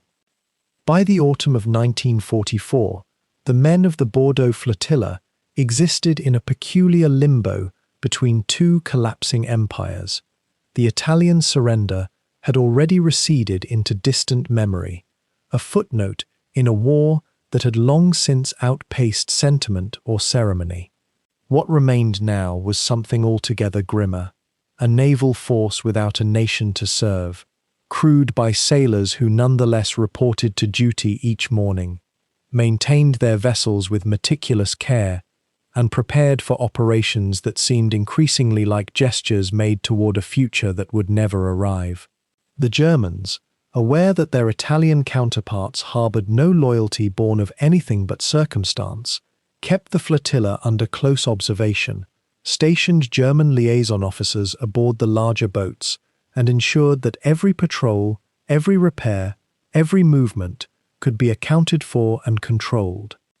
The boats themselves, by this point in the war, had become artifacts of a particular kind of suffering, wear accumulated on their hulls like sediment, the salt corrosion of months at sea, the stress fractures that developed in pressure hulls, subjected to depths they were never quite designed to withstand, the constant hum of machinery that ran day and night regardless of condition. The crews understood, with a knowledge that lived in their bones rather than their minds, that the Allies had achieved something almost complete in their command of the Atlantic.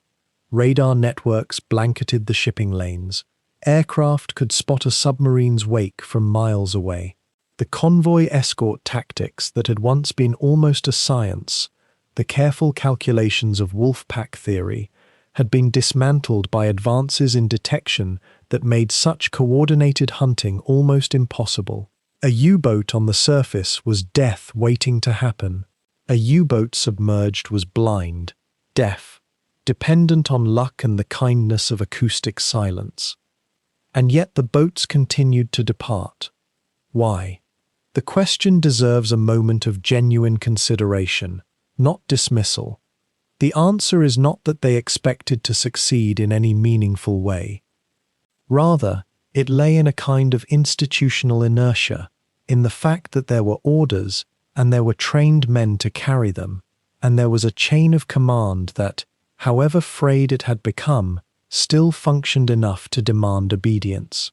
The German naval hierarchy in the Mediterranean, having absorbed considerable losses in recent years, still saw value in having the BETASOM boats active, visible, engaged in operations that could be reported upward as evidence of continued resistance. It was politics dressed in naval uniform. It was a desperate assertion that the Kriegsmarine had not yet surrendered the sea, even as the sea itself was gradually being surrendered all around them.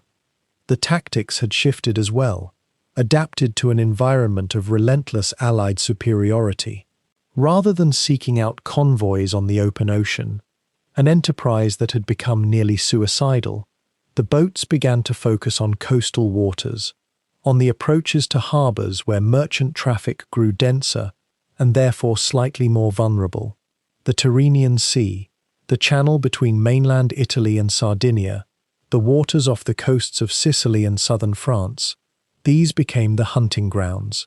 Shallower operations meant shorter dives, quicker reactions, a marginally improved chance of escape, but they also meant closer proximity to land-based aircraft, to destroyer patrols, to anti-submarine vessels that could position themselves with far greater precision in confined waters. It was an exchange of one form of danger for another, a calculation made by commanders who themselves understood the futility inherent in the equation. The lives of these crews had become defined by a strange rhythm. Days at sea stretched into weeks, marked by the rotation of watches, the endless checking of gauges and instruments, the careful consumption of canned provisions that grew more meagre as the supply situation deteriorated. The boats carried enough food and water for roughly 2 weeks of normal operations, though what constituted normal had long since become meaningless. When operations extended beyond that window, the crew existed in a state of careful rationing, each meal smaller than the last, the body adapting to less in the way that bodies do, with a quiet resilience that is perhaps one of the least acknowledged aspects of warfare. The heat accumulated below the waterline. Air grew stale and thick with moisture, with the exhaled breath of 30 or 40 men confined in a steel tube no wider than a hallway, with the constant smell of diesel fuel, sweat, and something else entirely, a kind of metallic staleness that permeated everything. How strange it must have been, that particular olfactory landscape. a smell that marked you as belonging to a submarine crew, that would cling to your uniform and your skin and your hair for days after you surfaced. Sleep became precious and fragmented. Men would take rest where and when they could, in narrow bunks stacked 3 high in the forward compartments, wedged between torpedo tubes, or in the cramped quarters reserved for the crew. The boat's constant motion, the gentle heave of the sea translated through the hull, the vibration of the diesel engines when surfaced, the almost eerie stillness when submerged and lying quietly on the bottom. This became the rhythm that governed sleep, that shaped dreams in ways that only submariners could fully understand. When the alarm sounded, when the klaxon wailed through the boat signaling a dive or an attack or an emergency of some kind, men would be jerked from whatever rest they had managed, catapulted back into alertness by adrenaline and training. A submarine at battle stations was a place of absolute focus, where every man had a role to fulfill and the margin for error was vanishingly small. The psychological weight of this existence cannot be understated. A man serving on a surface warship, even one under fire, could at least see the sky, could know which direction was up, could harbor some primitive faith in his ability to swim should disaster strike. A submariner carried none of these consolations. He knew that if the boat sank, if the hull fractured under pressure or was holed by an explosion, death would come with a kind of swift, cold certainty.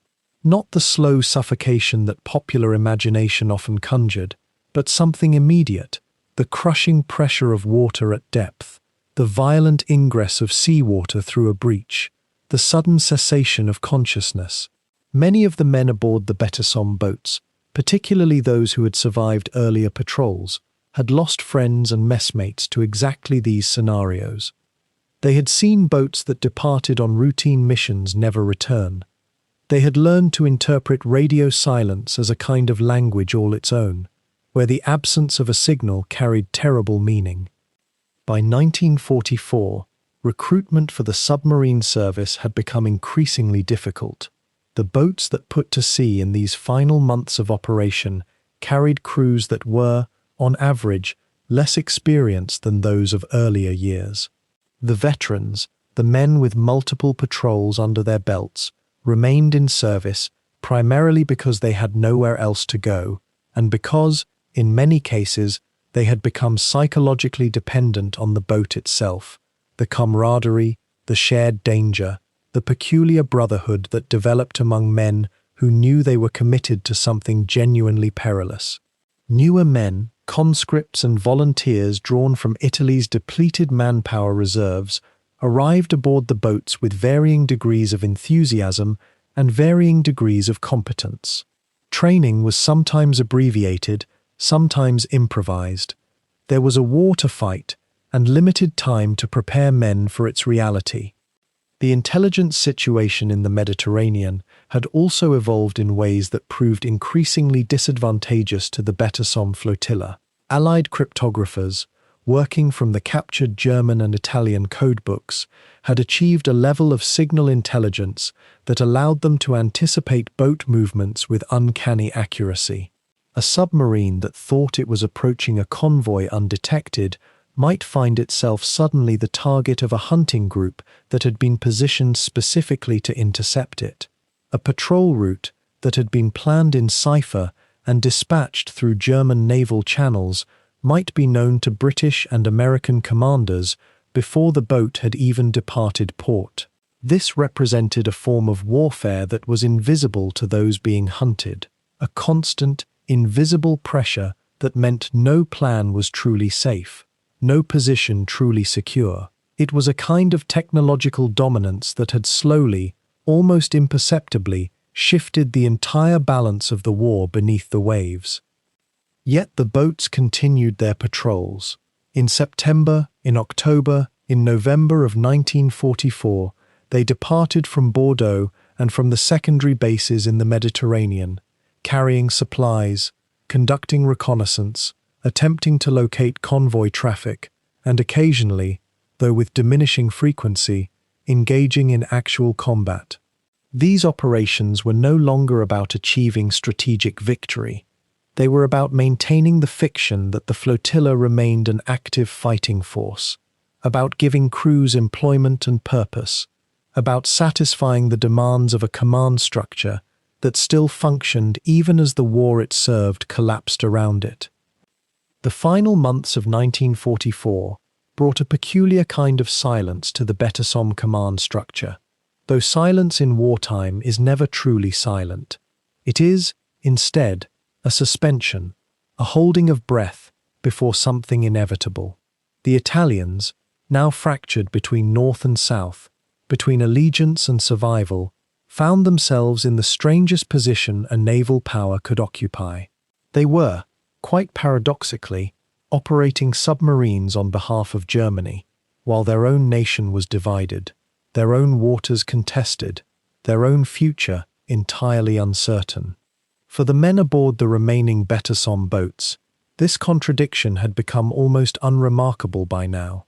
They had learned, over the course of months and years, to live inside contradictions, to pilot a boat bearing the Italian ensign while taking orders in German, to fight an enemy that had once been ally, then enemy, then something worse, an occupier of the homeland itself. The human mind, in times of extraordinary duress, develops a peculiar form of amnesia. One focuses on the immediate, the mechanical work of the boat, the rhythmic pulse of the engines, the sonar contacts that demanded attention.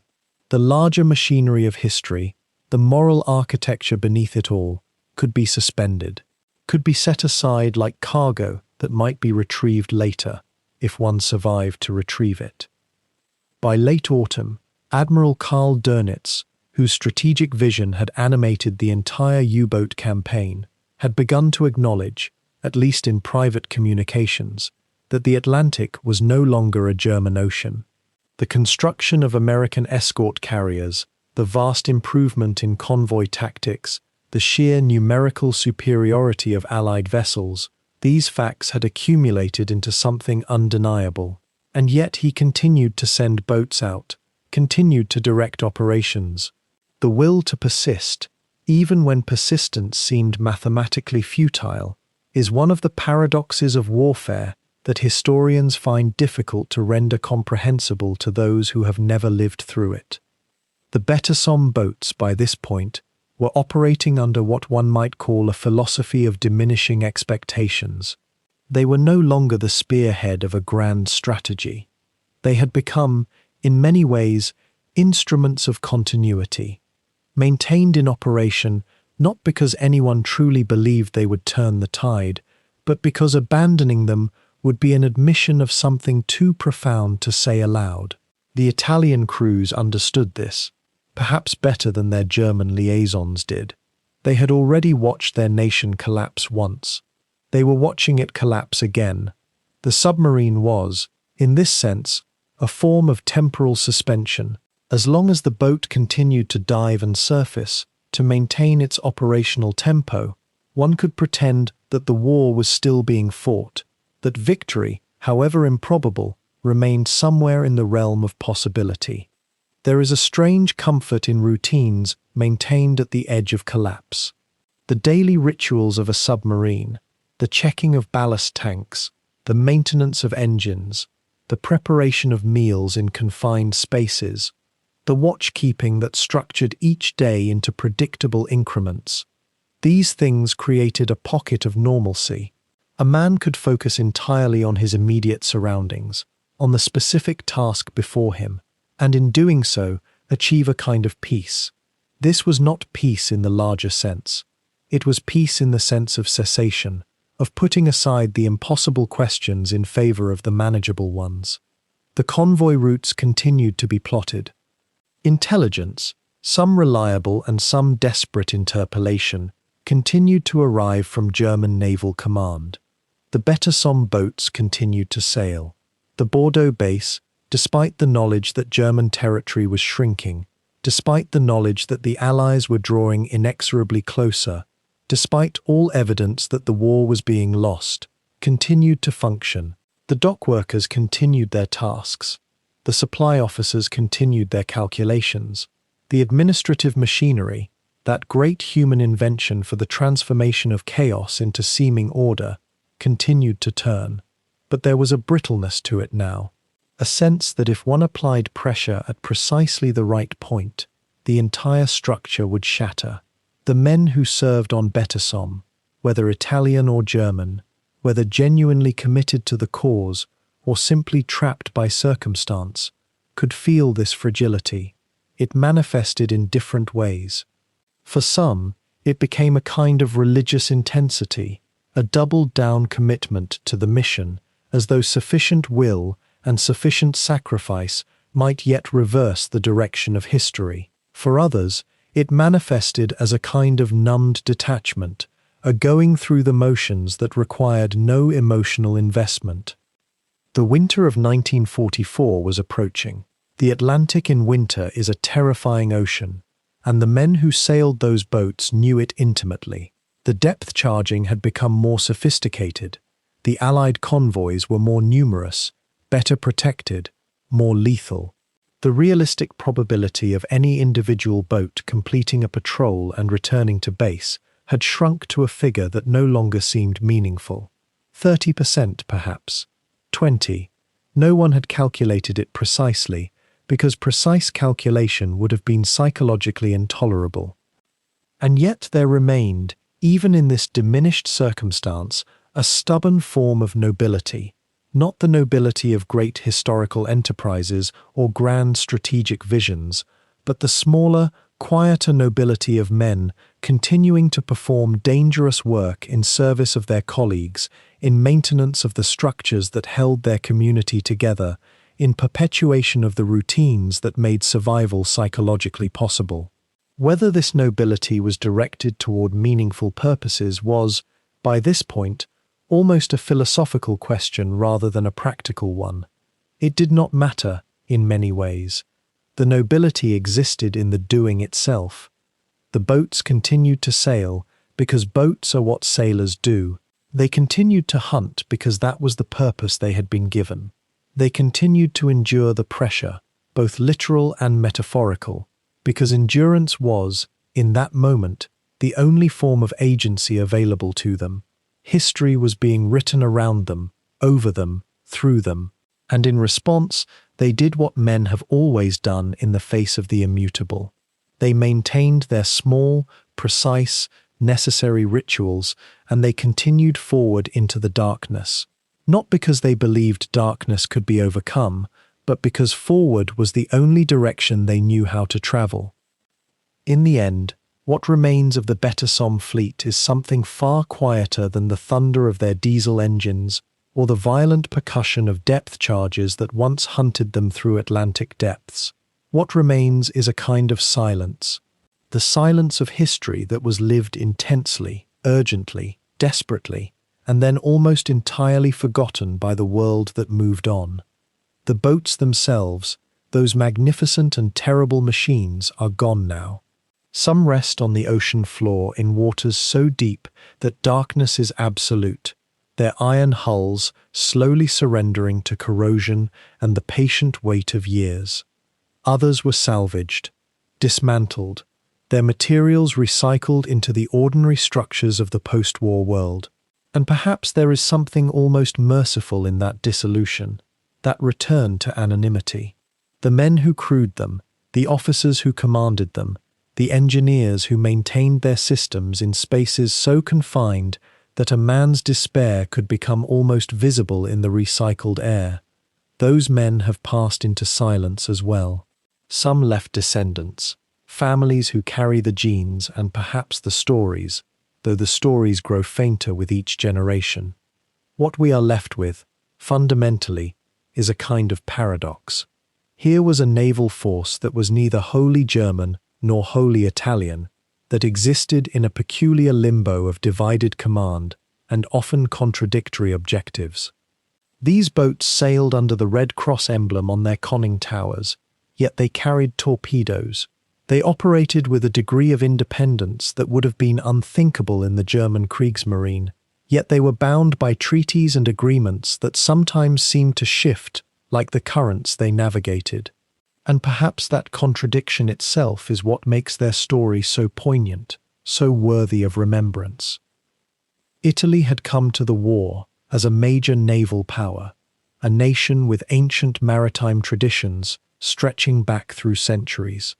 The BETASOM fleet represented something quite different, a recognition that the older forms of naval dominance were becoming obsolete, that the future belonged to vessels that could move unseen, strike without warning, and disappear into the vastness of the ocean.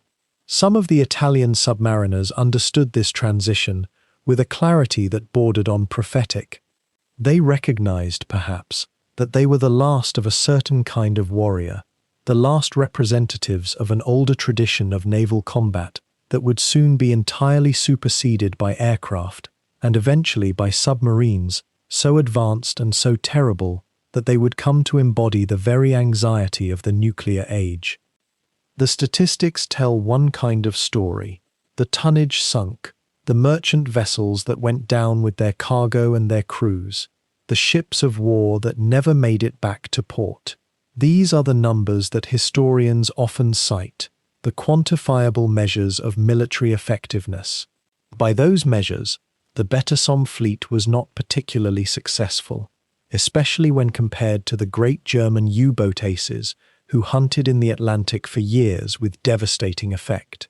But statistics, while accurate, tell only part of the truth.